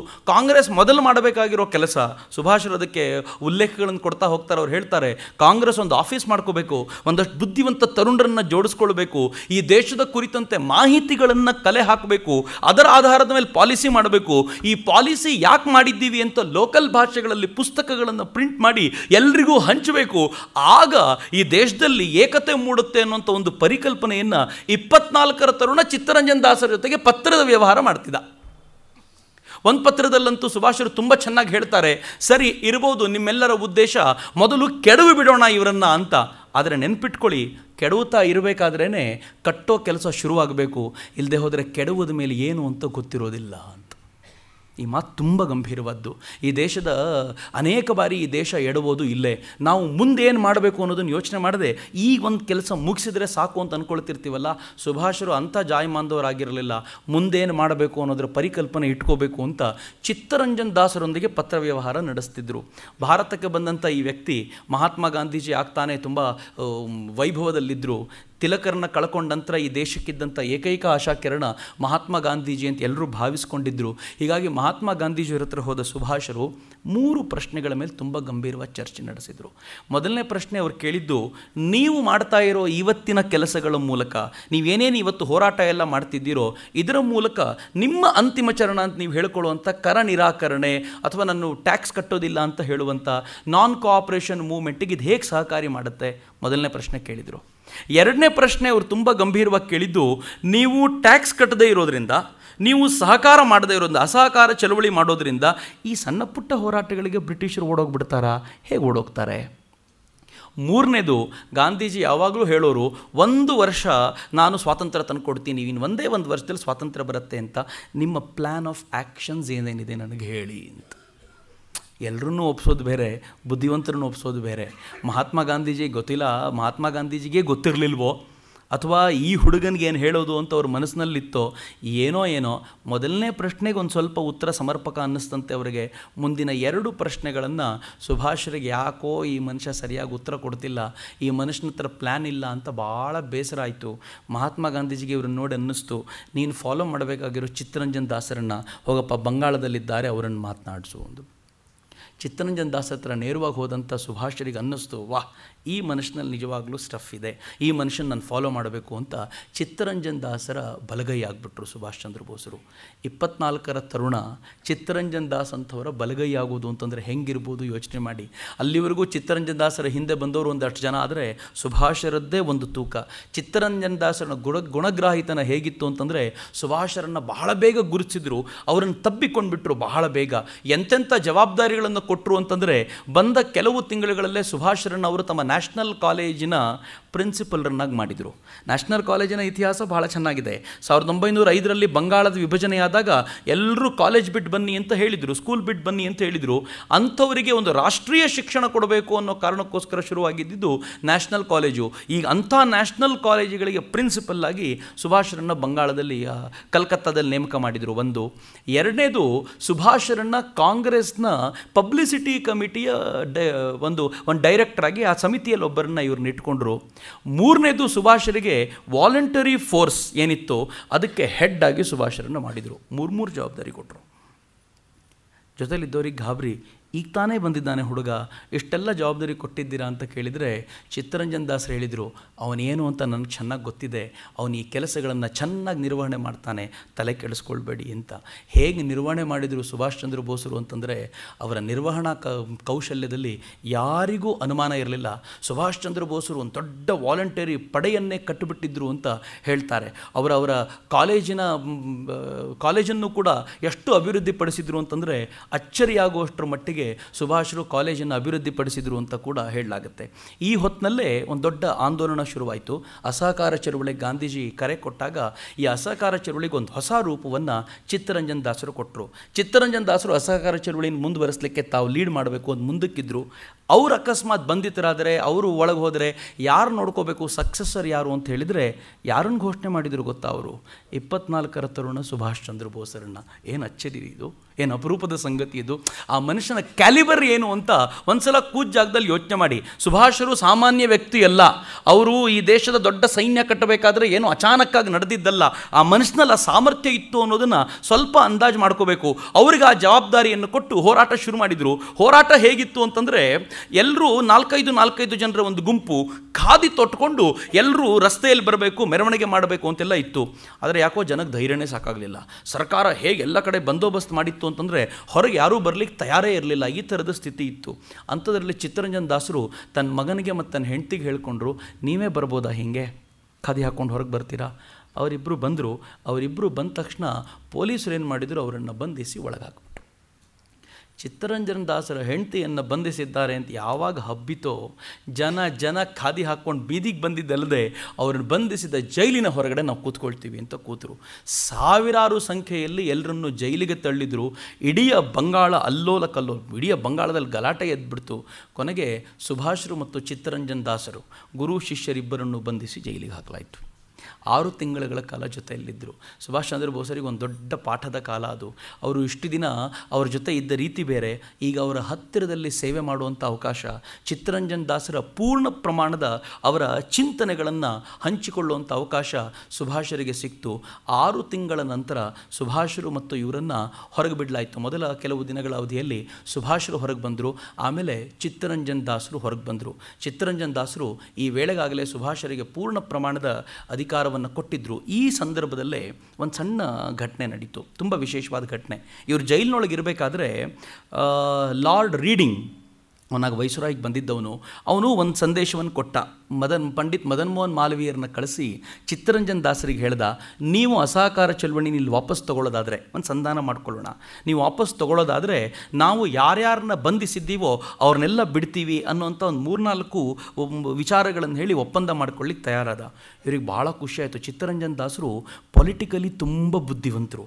ಅವ್ರು ಹೇಳಿದರು, ಇದು ಒಳ್ಳೆ ಅವಕಾಶ, ಅವರಾಗೇ ನಮ್ಮ ಹತ್ರ ಬಂದಿರೋದ್ರಿಂದ ನಾವಂತೂ ಸ್ವತಂತ್ರ ಆಗಲ್ಲ, ನಾವೀಗ ಏನು ಮಾಡೋಣ, ಅಸಹಕಾರ ಚಳವಳಿಯನ್ನು ಸ್ವಲ್ಪ ಮಟ್ಟಿಗೆ ಕಡಿಮೆ ಮಾಡಿ ನಮ್ಮವ್ರನ್ನ ವಾಪಸ್ ಕರೆಸ್ಕೊಂಡು ನಾವೊಂದು ಗಟ್ಟಿ ಹೋರಾಟ ಮಾಡೋಣ ಅಂತ ಗಾಂಧೀಜಿಗೆ ಸುದ್ದಿ ಮುಟ್ಟಿಸಿದರು. ಆದರೆ ಸತ್ಯ ಹೇಳಬೇಕು ಅಂತಂದರೆ ಗಾಂಧೀಜಿ ಪೊಲಿಟಿಕಲಿ ತುಂಬ ವೀಕು. ಗಾಂಧೀಜಿ ಒಬ್ಬ ಶ್ರೇಷ್ಠ ಸಂತರು, ಅನುಮಾನ ಇಲ್ಲ, ನಾನು ಒಪ್ಕೋತೀನಿ. ಆದರೆ ಗಾಂಧೀಜಿ ಪೊಲಿಟಿಕಲಿ ತುಂಬ ವೀಕು. ಯಾಕೆ ಅಂತಂದರೆ ಯಾರಾದರೂ ಏನಾದರೂ ಹೇಳಿದಾಗ ಗಾಂಧೀಜಿಯನ್ನು ಒಪ್ಕೊಳ್ಳಲ್ಲ. ಆದರೆ ಇದೇ ವಿಚಾರವನ್ನು 7-8 ವರ್ಷಗಳ ನಂತರ ಗಾಂಧೀಜಿನೇ ಪ್ರಪೋಸ್ ಮಾಡ್ತಾರೆ. ಇದು ದೂರದೃಷ್ಟಿಯ ಕೊರತೆ ಅಷ್ಟೇ. ಇವರು ಈ ಮಾತನ್ನು ಹೇಳಿದಾಗ ಗಾಂಧೀಜಿ ಒಪ್ಕೊಳ್ಳಿಲ್ಲ, ಅಥವಾ ಒಪ್ಕೊಳ್ಬೇಕು ಅಂತಂದರೆ ಬೇರೆ ಏನೇನೋ ಒಂದಷ್ಟು ಕಂಡೀಷನ್ ಹಾಕಿ ಒಟ್ಟಾರೆ ಅದನ್ನು ಎಳೆಯುವಂಥ ಪ್ರಮೇಯ ಮಾಡಿದರು. ರೀಡಿಂಗ್ ಹೇಳಿದ, ನಿಮ್ಮ ಜೊತೆ ಮಾತುಕತೆ ಏನು ನನಗೆ ಬೇಕಿಲ್ಲ ಅಂತಂದ. ಕೊನೆಗೆ ಗಾಂಧೀಜಿ ಏನು ಮಾಡಿದರು, ಹೋಗಲಿ ಈ ಅಸಹಕಾರ ಚಳವಳಿ ತೀವ್ರ ಮಟ್ಟಕ್ಕಾದರೂ ಹೋಗ್ತಾ ಇದೆ ಅಂತ ಖುಷಿಪಟ್ಟರೆ, ಚೌರಿ ಚೌರ ಅನ್ನುವಂಥ ಒಂದು ಹಳ್ಳಿಯಲ್ಲಿ ಒಂದು ಸಣ್ಣ ಘಟನೆ ನಡೀತು. ಪೊಲೀಸ್ ಸ್ಟೇಷನ್ಗೆ ಬೆಂಕಿ ಹಚ್ಚಿದ್ರು ಅನ್ನೋ ಕಾರಣಕ್ಕೆ ಗಾಂಧೀಜಿ ಏನು ಮಾಡಿದರು, ಇಡೀ ಅಸಹಕಾರ ಚಳವಳಿನ ವಾಪಸ್ ತೊಗೊಂಡ್ಬಿಟ್ರು. ಎಂಥ ಪರಿಸ್ಥಿತಿ ಯೋಚನೆ ಮಾಡಿ. ಕಾಲೇಜ್ ಬಿಟ್ಟು ಹುಡುಗರು ಬಂದಿದ್ದಾರೆ, ಸ್ಕೂಲ್ ಬಿಟ್ಟು ಮಕ್ಕಳು ಬಂದಿದ್ದಾರೆ, ರೈತರ ಕೆಲಸ ಬಿಟ್ಟು ಬೀದಿಗಿಳಿದಿದ್ದಾರೆ. ಇವರೆಲ್ಲರೂ ಹೋರಾಟ ಮಾಡ್ತಿದ್ದಾರೆ. ಯಾವುದೋ ಒಂದು ಹಳ್ಳಿಯಲ್ಲಿ ಸಣ್ಣ ತಪ್ಪಾಯಿತು ಅನ್ನೋ ಕಾರಣಕ್ಕೋಸ್ಕರ ಇವರು ದೊಡ್ಡ ಒಂದು ಆಂದೋಲನವನ್ನೇ ಗಾಂಧೀಜಿ ವಾಪಸ್ ತೊಗೊಳ್ತೀನಿ ಅಂತಂದರು. ಎಲ್ಲರೂ ಕುಪಿತರಾದರು. ಕೊನೆಗೆ ಗಾಂಧೀಜಿಯ ಏನು ಮಾನಸ ಪುತ್ರನಾಗಿದ್ದ ನೆಹರು ಕೂಡ ಕುಪಿತುಕೊಂಡು ಗಾಂಧೀಜಿ ಏನು ಮಾಡ್ತಾರೋ ಅರ್ಥ ಆಗಲ್ಲ ಅಂತಂದರು. ಮೋತಿಲಾಲ್ ನೆಹರು ಕೂಡ ಗಂಭೀರವಾಗಿ ಹೇಳಿದರು, ಯಾವುದೋ ಒಂದು ಹಳ್ಳಿಯಲ್ಲಿ, ಈ ದೇಶದ ಮೂಲೆಯ ಒಂದು ಹಳ್ಳಿಯಲ್ಲಿ ಗಲಾಟೆ ಆಗಿದೆ ಅನ್ನೋ ಕಾರಣಕ್ಕೋಸ್ಕರ ದೊಡ್ಡ ಹಿಮಾಲಯದ ಬುಡದಲ್ಲಿರೋ ಹಳ್ಳಿಯಲ್ಲಿರೋ ಹೋರಾಟ ನಿಲ್ಲಿಸೋದು ಅಂದರೆ ಏನು ಅರ್ಥ ಅಂತ ನನಗೂ ಅರ್ಥ ಆಗೋದಿಲ್ಲ ಅಂತಂದರು. ಒಟ್ಟಾರೆ ಹೋರಾಟ ನಿಲ್ತು. ಗಾಂಧೀಜಿಯ ಮೇಲೆ ಭ್ರಮನಿರಸನ ಆಗೋದಕ್ಕೆ ಇನ್ನೊಂದು ಕಾರಣ ಸಿಕ್ತು. ಯೋಚನೆ ಮಾಡಿ ಎಂತೆಂಥ ಕಾರಣಗಳು ಆ್ಯಡ್ ಆಗ್ತಾ ಹೋಗ್ತವೆ. ಈ ಸಂದರ್ಭದಲ್ಲಿ ಇವರು ಹೊರಗೆ ಬಂದರು. ಹೊರಗೆ ಬಂದ ನಂತರ ಗಯಾದಲ್ಲಿ ಒಂದು ಸಮ್ಮೇಳನ ಇತ್ತು. ಆ ಗಯಾದ ಸಮ್ಮೇಳನಕ್ಕೆ ಚಿತ್ತರಂಜನ್ ದಾಸರೇ ಅಧ್ವರ್ಯು ಆಗಿದ್ದರು. ಚಿತ್ತರಂಜನ್ ದಾಸರು ಅಲ್ಲಿಗೆ ಹೋದವರು ಈ ಗಯಾದ ಸಮ್ಮೇಳನದಲ್ಲಿ ಗಂಭೀರವಾಗಿ ಒಂದು ಮಾತನ್ನು ಹೇಳಿದರು. ನಾವೆಲ್ಲ ಏನು ಮಾಡ್ತಿದ್ದೀವಿ, ಕಾಂಗ್ರೆಸ್ಸಿಗರು ನಾವು ಸರ್ಕಾರದೊಂದಿಗೆ ಇರಲ್ಲ ಅಂತ ಹೇಳಿ ನಾವು ಸರ್ಕಾರದ ವಿಧಾನಸಭೆಗಳನ್ನು ಧಿಕ್ಕರಿಸ್ತಾ ಇದ್ದೀವಿ. ಅಯೋಗ್ಯರೆಲ್ಲ ಬಂದಲ್ಲಿ ಕೂತ್ಕೊಳ್ತಿದ್ದಾರೆ. ಸರ್ಕಾರ ಹೇಳ್ಕೊಳ್ಳುತ್ತೆ ಆಯ್ಕೆಯಾಗಿ ಬಂದವರು ಇಲ್ಲಿದ್ದಾರೆ ಅಂತ, ಆದರೆ ಅಯೋಗ್ಯರಲ್ಲಿ ಕೂತಿದ್ದಾರೆ. ನಾವೊಂದು ಕೆಲಸ ಮಾಡೋಣ, ನಾವು ಒಳಗೆ ಹೋಗೋಣ, ಈ ಸರ್ಕಾರವನ್ನು ಪ್ರಭಾವಿಸೋಣ ಅಂತ ಹೇಳಿದರು. ತುಂಬ ಚೆನ್ನಾಗಿತ್ತು. ಆದರೆ ಗಾಂಧೀಜಿ ಹೇಳಿದರು ಸಾಧ್ಯ ಇಲ್ಲ. ಗಾಂಧೀಜಿಯ ಮಾತಿಗೆ ಹೆಂಗಿದ್ರು ಅಂತಂದರೆ ಕೆಲವು ಭಕ್ತರಿದ್ದರು. ಆ ಭಕ್ತರುಗಳು ಹೆಂಗಿದ್ರು ಅಂದರೆ ಗಾಂಧೀಜಿಗೆ ನೋವಾದರೆ ಬಹಳ ಕಷ್ಟ ಅಂತ. ಈ ದೇಶದಲ್ಲಿ ಈ ಥರದ್ದು ಭಾಳ ಆಗಿದೆ. ಗಾಂಧಿಗಳಿಗೆ ನೋವಾದರೆ ಭಾಳ ಜನ ತೊಂದರೆ ಪಟ್ಕೊಳ್ತಾರೆ. ಗಾಂಧಿಗಳಿಗೆ ನೋವಾಗಬಾರ್ದು ಅಷ್ಟೇ, ಅವ್ರು ತುಂಬ ಖುಷಿಯಿಂದಿರಬೇಕು ಅಂತ. ಆ ನೆಹರು ಅನೇಕ ಬಾರಿ ಹೇಳ್ತಾರೆ, ನೀವು ತುಂಬ ಬಾರಿ ನೋಡಿರ್ಬೋದು, ಅನೇಕ ಬಾರಿ ನೆಹರು ಸದನದಲ್ಲಿ ಏನಾದರೂ ವಿಚಾರ ಮಂಡಿಸ್ತಿದ್ರು. ಇದಕ್ಕೆ ಎಲ್ಲರೂ ವಿರೋಧ ಮಾಡಿದರೆ ನೆಹರು ಹೇಳೋರು, ನೀವೆಲ್ಲರೂ ವಿರೋಧ ಮಾಡೋದಾದರೆ ನಾನು ರಾಜೀನಾಮೆ ಕೊಡ್ತೀನಿ ಅಂತ. ರಾಜೀನಾಮೆ ಕೊಟ್ಟು ಹೋಗಯ್ಯ ಅಂತ ಭಾಳ ಜನ ಯಾರಾದರೂ ಹೇಳೋರು ಗಟ್ಟಿಗರು ಬೇಕಿತ್ತು. ಆದರೆ ದೌರ್ಭಾಗ್ಯ, ಅವ್ರು ರಾಜೀನಾಮೆ ಕೊಡ್ತಾರೆ ಅಂದ ತಕ್ಷಣ ಎಲ್ಲರೂ ಸುಮ್ಮನಾಗಿ ಆಯ್ತು ನೀವು ಹೇಳಿದ್ದಕ್ಕೆ ನಾವು ಒಪ್ಕೊಳ್ತೀವಿ ಎಂದರು. ಈ ದೇಶದ ಅನೇಕ ಸಮಸ್ಯೆಗಳು ಇವತ್ತು ಏನು ಉಳ್ಕೊಂಡಿದ್ದೀವಲ್ಲ, ನೆಹರು ರಾಜೀನಾಮೆ ಬೆದರಿಕೆಯಿಂದನೇ ಉಳ್ಕೊಂಡಿದ್ದು. ಈ ದೇಶದ ಅನೇಕ ಸಮಸ್ಯೆಗಳು ಇವತ್ತೇನು ಉಳ್ಕೊಂಡಿದೆಯಲ್ಲ, ಗಾಂಧಿಗಳ ಕಾರಣದಿಂದಾಗಿ ಉಳ್ಕೊಂಡಿದ್ದು. ಗಾಂಧಿಗಳು ಅಂತಂದರೆ ನಾನು ತುಂಬ ಸ್ಪಷ್ಟವಾಗಿ ವಿಚಾರವನ್ನು ಹೇಳಲಿಕ್ಕೆ ಇಷ್ಟಪಡ್ತೀನಿ. ಆ ಮಹಾತ್ಮ ಗಾಂಧೀಜಿ ಕೂಡ ಈ ಥರನೇ ಮಾಡಿದರು. ಅವರ ಪ್ರಭಾವ ಹೇಗಿತ್ತು ಅಂತಂದರೆ, ಗಯಾದಲ್ಲಿ ಚಿತ್ತರಂಜನ್ ದಾಸರ ಹೇಳಿದ ಮಾತುಗಳಿಗೆ ಯಾರೂ ಬೆಲೆ ಕೊಡಲಿಲ್ಲ. ಚಿತ್ತರಂಜನ್ ದಾಸರು ಕುಪಿತರಾಗಿ ರಾಜೀನಾಮೆ ಕೊಟ್ಟು ಅಲ್ಲಿಂದ ಕೆಳಗಿಳಿದು ಹೇಳ್ತಾರೆ, ನಾನೊಂದು ಪ್ರತ್ಯೇಕ ಪಾರ್ಟಿ ಕಟ್ಕೊಳ್ತೀನಿ. ಕಾಂಗ್ರೆಸ್ ಒಳಗೆ ಒಂದು ಪ್ರತ್ಯೇಕ ಪಾರ್ಟಿ ಆಯಿತು, ಸ್ವರಾಜಿಸ್ಟ್ ಪಾರ್ಟಿ ಅಂತ ಅದಕ್ಕೆ ಕರೆದ್ರು. ಸ್ವರಾಜಿಸ್ಟ್ ಪಾರ್ಟಿ ಅಂತ ಪ್ರತ್ಯೇಕ ಆದಮೇಲಂತೂ ಸುಭಾಷರ ತಲೆ ಮೇಲೆ ಎಂಥ ಭಾರ ಬಿದ್ದಿರ್ಬೋದು ಅಂತ ಯೋಚನೆ ಮಾಡಿ. ಸುಭಾಷರಿಗೆ ಒಂದು ಚಿತ್ತರಂಜನ್ ದಾಸರ ಜೊತೆ ಒಂದು ದೀರ್ಘ ಪ್ರವಾಸಕ್ಕೆ, ಸದಾಕಾಲ ಪ್ರವಾಸಕ್ಕೆ ಹೋಗಬೇಕು. ಈಗ ಇವರು ಪ್ರತ್ಯೇಕ ಪಾರ್ಟಿ ಆಗಿರೋದ್ರಿಂದ ಈ ಪಾರ್ಟಿಯ ಪ್ರಚಾರಕ್ಕೋಸ್ಕರ ಫಾರ್ವರ್ಡ್ ಅನ್ನೋಂಥ ಒಂದು ಪತ್ರಿಕೆಯನ್ನು ಶುರು ಮಾಡಿದರು ಚಿತ್ತರಂಜನ್ ದಾಸರು. ನೋಡ್ಕೊಳ್ಳೋ ಹೊಣೆಗಾರಿಕೆ ಸುಭಾಷರ ಮೇಲೆ ಬಿತ್ತು. ಸುಭಾಷರು ಹೇಗೆ ಆ ಪತ್ರಿಕೆಯನ್ನು ರೂಪಿಸಿದ್ರು ಅಂತಂದರೆ, ಕೆಲವೇ ದಿನಗಳಲ್ಲಿ ಆ ಪತ್ರಿಕೆ ತುಂಬ ಒಳ್ಳೆ ಸರ್ಕ್ಯುಲೇಷನ್ನ ಪಡ್ಕೊಳ್ತು, ಪ್ರಭಾವಿ ಮಾಧ್ಯಮವಾಗಿ ಬಂತು. ನೋಡ್ತಾ ನೋಡ್ತಾ ಸ್ವರಾಜಿಸ್ಟ್ ಪಾರ್ಟಿ ತುಂಬ ವ್ಯಾಪಕವಾದ ಪ್ರಚಾರವನ್ನು ಪಡ್ಕೊಳ್ತು. ಕಾಲಕ್ರಮದಲ್ಲಿ ಹೇಗಾಗೋಯಿತು ಅಂತಂದರೆ, ಸ್ವರಾಜಿಸ್ಟ್ ಪಾರ್ಟಿ ಪಶ್ಚಿಮ ಬಂಗಾಳದಲ್ಲಿ, ಕಲ್ಕತ್ತಾದಲ್ಲಿ ಎಲೆಕ್ಷನ್ಗೆ ನಿಂತಾಗ, ಮುನ್ಸಿಪಲ್ ಎಲೆಕ್ಷನ್ಗೆ ನಿಂತ್ಕೊಂಡಾಗ ಸ್ವರಾಜಿಸ್ಟ್ ಪಾರ್ಟಿ ವಿಶೇಷವಾದ ಬಹುಮತ ತಗೊಂಡು ಗೆದ್ಕೊಂಡು ಬಂದ್ಬಿಡ್ತು. ಎಂತೆಂಥವ್ರು ಸೋತರು ಅಂದರೆ, ಸುರೇಂದ್ರನಾಥ ಬ್ಯಾನರ್ಜಿ ಥರದವರು ಕೂಡ ಸ್ವರಾಜಿಸ್ಟ್ ಪಾರ್ಟಿ ಎದುರಿಗೆ ಸೋತರು. ಸ್ವರಾಜಿಸ್ಟ್ ಪಾರ್ಟಿ ಬಂತು. ಮೇಯರ್ ಆಗಿ Chittaranjan Das, chief executive officer CEO ಆಗಿ ಸುಭಾಷ್ ಚಂದ್ರ ಬೋಸರು. ಇವರಿಗೆ ಈಗೊಂದು ಅವಕಾಶ, ಒಂದು ಅದ್ಭುತವಾದ ಮಾಡೆಲ್ನ ಪ್ರೆಸೆಂಟ್ ಮಾಡಬೇಕು. ಸುಭಾಷ್ ಚಂದ್ರ ಬೋಸರು ಅವತ್ತಿನಿಂದಲೂ ಕೂಡ ಅವ್ರದ್ದೊಂದು ಕಲ್ಪನೆ ಇತ್ತಲ್ಲ, ಈ ಥರದೊಂದು ಸರ್ಕಾರವನ್ನು ಕೊಡಬೇಕು ಅಂತ. ಆ ಥರದ ಸರ್ಕಾರವನ್ನು ತೋರಿಸುವಂಥ ಪ್ರಯತ್ನ ಶುರು ಮಾಡಿದರು. ಈ ಅಭಿವೃದ್ಧಿಯ ಪರಿಕಲ್ಪನೆ ಸುಭಾಷ್ ಚಂದ್ರ ಬೋಸರು ಯಾವತ್ತೋ ಯೋಚನೆ ಮಾಡಿದ್ದಾರೆ. ನನಗೆ ಸುಭಾಷರು ತುಂಬ ಇಷ್ಟವಾಗುವಂಥ ಕಾರಣ ಏನು ಅಂತಂದರೆ, ಅವರು ಬರೀ ಹೋರಾಟಗಾರರಲ್ಲ, ಹೋರಾಟದ ಜೊತೆಗೆ ಇದರ ನಂತರ ಏನಾಗಬೇಕು ಅಂತ ಯೋಚನೆ ಮಾಡಿದವರು. ನಾವು ಆರಂಭದಲ್ಲೇ ಉಲ್ಲೇಖ ಮಾಡಿದಂತೆ ಸುಭಾಷ್ ಚಂದ್ರ ಬೋಸರು ಬರೀ ಯುದ್ಧ ಮಾಡಲಿಲ್ಲ, ಯುದ್ಧಕ್ಕಿಂತ ಮುಂಚೆ ಒಂದು ಹಂಗಾಮಿ ಸರ್ಕಾರ ಸ್ಥಾಪನೆ ಮಾಡಿದರು. ಯುದ್ಧದಲ್ಲಿ ಗೆಲ್ತೀನಿ, ಗೆದ್ದ ನಂತರ ಈ ಸರ್ಕಾರ ಕೆಲಸ ಮಾಡುತ್ತೆ ಅಂತ. ಏನು ದೂರದೃಷ್ಟಿ ಇರ್ಬೋದು. ಸುಭಾಷ್ ಚಂದ್ರ ಬೋಸರ ದೂರದೃಷ್ಟಿ ಎಂಥದ್ದು ಅಂತಂದರೆ, ಬಹಳ ಬಾರಿ ಅಚ್ಚರಿಯಾಗಿಬಿಡುತ್ತೆ. ಸುಭಾಷ್ ಚಂದ್ರ ಬೋಸರು ಅನೇಕ ವರ್ಷಗಳ ಕಾಲ ಈ ಸ್ಮಾಲ್ ಸ್ಕೇಲ್ ಇಂಡಸ್ಟ್ರಿಗಳ ಬಗ್ಗೆ ತುಂಬ ಕಲ್ಪನೆ ಇಟ್ಕೊಂಡಿದ್ದಂಥವ್ರು. ಗಾಂಧೀಜಿಯ ಕಲ್ಪನೆ ಇತ್ತಲ್ಲ, ಹಳ್ಳಿಗಳನ್ನು ಉದ್ಧಾರ ಮಾಡಬೇಕು, ತುಂಬ ಸಂತೋಷ, ತುಂಬ ಚೆನ್ನಾಗಿದೆ. ಆದರೆ ಸುಭಾಷ್ ಚಂದ್ರ ಬೋಸರ ಈ ಕಲ್ಪನೆಗೆ ಒಂದ್ಸಲ ಮೇಘನಾದ ಸಹ ಅನ್ನುವಂಥ ವಿಜ್ಞಾನಿ ಒಂದು ಕಾರ್ಯಕ್ರಮದಲ್ಲಿ ಇವರು ವೇದಿಕೆ ಹಂಚಿಕೊಂಡಾಗ ಆ ವಿಜ್ಞಾನಿಯ ಮಾತುಗಳನ್ನು ಕೇಳಿ ಸ್ವಲ್ಪ ಪ್ರಭಾವ ಆಯಿತು ಇವರಿಗೆ. ಸುಭಾಷ್ ಚಂದ್ರ ಬೋಸರ ವ್ಯಕ್ತಿತ್ವ ಹೆಂಗಿತ್ತು ನೋಡಿ, ಎಲ್ಲದಕ್ಕೂ ಸೈಂಟಿಫಿಕ್ ಅಪ್ರೋಚ್ ಅವರದ್ದು. ಮೇಘನಾದ ಸಹಾಗೂ ಇವರಿಗೂ ಕೂಡ ಬಹಳ ಜನರಿಗೆ ಈ ವಿಚಾರ ಗೊತ್ತಿಲ್ಲ. ಮೇಘನಾಥ್ ಸಹ ಮತ್ತು ಇವರೊಂದಿಗೆ ಎಷ್ಟು ಪತ್ರ ವ್ಯವಹಾರ ನಡೆದಿದೆ ಅಂತಂದರೆ, ಅನೇಕ ಪತ್ರಗಳಲ್ಲಿ ಅವರು ಕೆಲವೊಂದು ಪ್ರಶ್ನೆಗಳನ್ನು ಕೇಳ್ತಾರೆ. ನಾನು ಮೊದಲನೇ ಬಾರಿ ಈ ಪ್ರಶ್ನೆಗಳನ್ನು ನೋಡಿದಾಗ ಗಾಬರಿಯಾಗಿದ್ದೆ. ಒಂದು ಪ್ರಶ್ನೆ ಕೇಳ್ತಾರೆ, ನೀವು ಒಬ್ಬ ವಿಜ್ಞಾನಿ, ನೀವು ಮಾತ್ರ ಇದಕ್ಕೆ ಸಮರ್ಥವಾದ ಉತ್ತರ ಕೊಡ್ಬೋದು. ಭಾರತದ ಸಂಸ್ಕೃತಿ ಸಂಜೆ ಹೊತ್ತಿನಲ್ಲಿದೆಯೋ ಅಥವಾ ಇದು ಬೆಳೆಯುವಂಥ ಹೊತ್ತಿನಲ್ಲಿದೆಯೋ ಅಂತ ದಯವಿಟ್ಟು ಹೇಳಿ ಅಂತ. ಭಾರತೀಯ ಸಂಸ್ಕೃತಿ, ಇಲ್ಲಿ ಸಂಸ್ಕೃತಿಯ ಸೂರ್ಯ ಮುಳುಗುತ್ತಾ ಇದ್ದಾನೋ ಅಥವಾ ಈತ ಬೆಳಗುವಂಥ ಹೊತ್ತಿನಲ್ಲಿದ್ದಾನೋ ಅಂತ ಸೈಂಟಿಫಿಕಲಿ ದಯವಿಟ್ಟು ನನಗೆ ಹೇಳಿ ಅಂತ. ಎರಡನೇದವ್ರು ಹೇಳ್ತಾರೆ, ಇಂಟರ್ಕಾಸ್ಟ್ ಮ್ಯಾರೇಜನ್ನು ನಾವು ಮಾಡಿಸೋದು ಒಳ್ಳೆಯದೋ ತಪ್ಪೋ, ಇದ್ರ ಬಗ್ಗೆ ಅವರು ಸುಮ್ಮನೆ ತಮ್ಮದೇ ಆದ ದೃಷ್ಟಿಕೋನ ತಗೊಳ್ಳಿಲ್ಲ, ವೈಜ್ಞಾನಿಕವಾದ ಆಧಾರ ನನಗೆ ಬೇಕು ಅಂತ ಅವ್ರು ಕೇಳ್ಕೊಳ್ತಾರೆ. ಈ ಥರದ ಅನೇಕ ಪ್ರಶ್ನೆಗಳನ್ನು ಅವ್ರು ಮುಂದೆ ಇಟ್ಕೊಂಡು ಈ ಪ್ರಶ್ನೆಗಳಿಗೆ ಉತ್ತರ ಪಡ್ಕೊಳ್ತಾ ಒಂದು ಎಕನಾಮಿಕ್ ಮಾಡೆಲ್ ಬಗ್ಗೆ ಅವ್ರ ಬಗ್ಗೆ ಚರ್ಚೆ ನಡೆಸ್ತಾ ಅವ್ರಿಗೆ ಅನ್ನಿಸ್ತಂತೆ, ಈ ದೇಶದಲ್ಲಿ ನಾವು ಎಕನಾಮಿಕಲ್ ಮಾಡೆಲ್ನ ಸಮರ್ಥವಾಗಿ ಯೋಚನೆ ಮಾಡಬೇಕು. ಅದಕ್ಕೆ ಇರುವಂಥ ದಾರಿಗಳು 3. ಅವ್ರದ್ದು ಕಲ್ಪನೆಗಳು ತುಂಬ ಚೆನ್ನಾಗಿವೆ. 3 ಥರದ ಸಿಸ್ಟಮ್ ಇದೆ ನಮ್ಮದು ಇಂಡಸ್ಟ್ರಿಯಲ್ ಸಿಸ್ಟಮ್ಮು. ಒಂದು ಹೆವಿ, ಎರಡನೇದು ಮಿಡ್ಲ್, ಮೂರನೇದು ಸ್ಮಾಲ್ ಸ್ಕೇಲ್ ಅಥವಾ ಕಾಟೇಜ್ ಇಂಡಸ್ಟ್ರಿ. ಹೆವಿ ಇಂಡಸ್ಟ್ರೀಸ್ ಹಾಕಬೇಕು ಅಂತಂದರೆ ಪವರ್ ನಮ್ಮ ಕೈನಲ್ಲಿರಬೇಕು, ಮಾಡಬೇಕು. ಮೀಡಿಯಮ್ ಸ್ಕೇಲ್ಸ್ ಹಾಕಬೇಕು ಅಂತಂದರೆ ಈ ದೇಶದ ಯಾರಾದರೂ ಶ್ರೀಮಂತ ಸ್ವಲ್ಪ ಸರ್ಕಾರದ ಸಹಾಯ ಪಡ್ಕೊಂಡು ಅವನಿಗೆ ಒಲಿಸ್ಕೊಂಡ್ರೆ ಹಾಕ್ಬೋದು. ಕಾಟೇಜ್ ಇಂಡಸ್ಟ್ರಿಗಳನ್ನು ನಾವು ಅಭಿವೃದ್ಧಿ ಪಡಿಸ್ಲಿಕ್ಕೆ ಇವರಿಬ್ಬರ ನಡುವೆ ಕಾನ್ಫ್ಲಿಕ್ಟ್ ಇಲ್ಲದೆ ಇರೋ ಥರ ನೋಡಿಕೊಂಡ್ರೆ ಸಾಕು, ಇಷ್ಟು ಮಾಡಿದರೆ ಸಾಕು ಅನ್ನೋಂಥ ಕಲ್ಪನೆ ಇಟ್ಕೊಂಡು ಅದರ ಆಧಾರದ ಮೇಲೆ ಕೆಲಸ ಮಾಡಲಿಕ್ಕೆ ಶುರು ಮಾಡಿದರು. ಈಗ ಅಧಿಕಾರ ಅವ್ರ ಕೈಗೆ ಬಂದಿತ್ತು. ಒಂದು ಕಡೆ ಕಾಟೇಜ್ ಇಂಡಸ್ಟ್ರಿನ ಅಭಿವೃದ್ಧಿ ಪಡಿಸಿದರು, ಎರಡನೇ ಕಡೆ ಸ್ವದೇಶಿ ವಸ್ತುಗಳು ಸಮಾಜಕ್ಕೆ ಸಿಗುವಂಥ ವ್ಯವಸ್ಥೆ ಮಾಡಿಸಿದರು. ಶಿಶು ಶಿಕ್ಷಣದ ಬಗ್ಗೆ ವಿಶೇಷವಾದ ಪರಿಕಲ್ಪನೆ ಕಟ್ಟಿಕೊಟ್ಟರು. ಅವರು ಹಾಸ್ಪಿಟಲ್ಗಳನ್ನು ಚೆನ್ನಾಗಿ ಅಭಿವೃದ್ಧಿ ಪಡಿಸಿದ್ರು.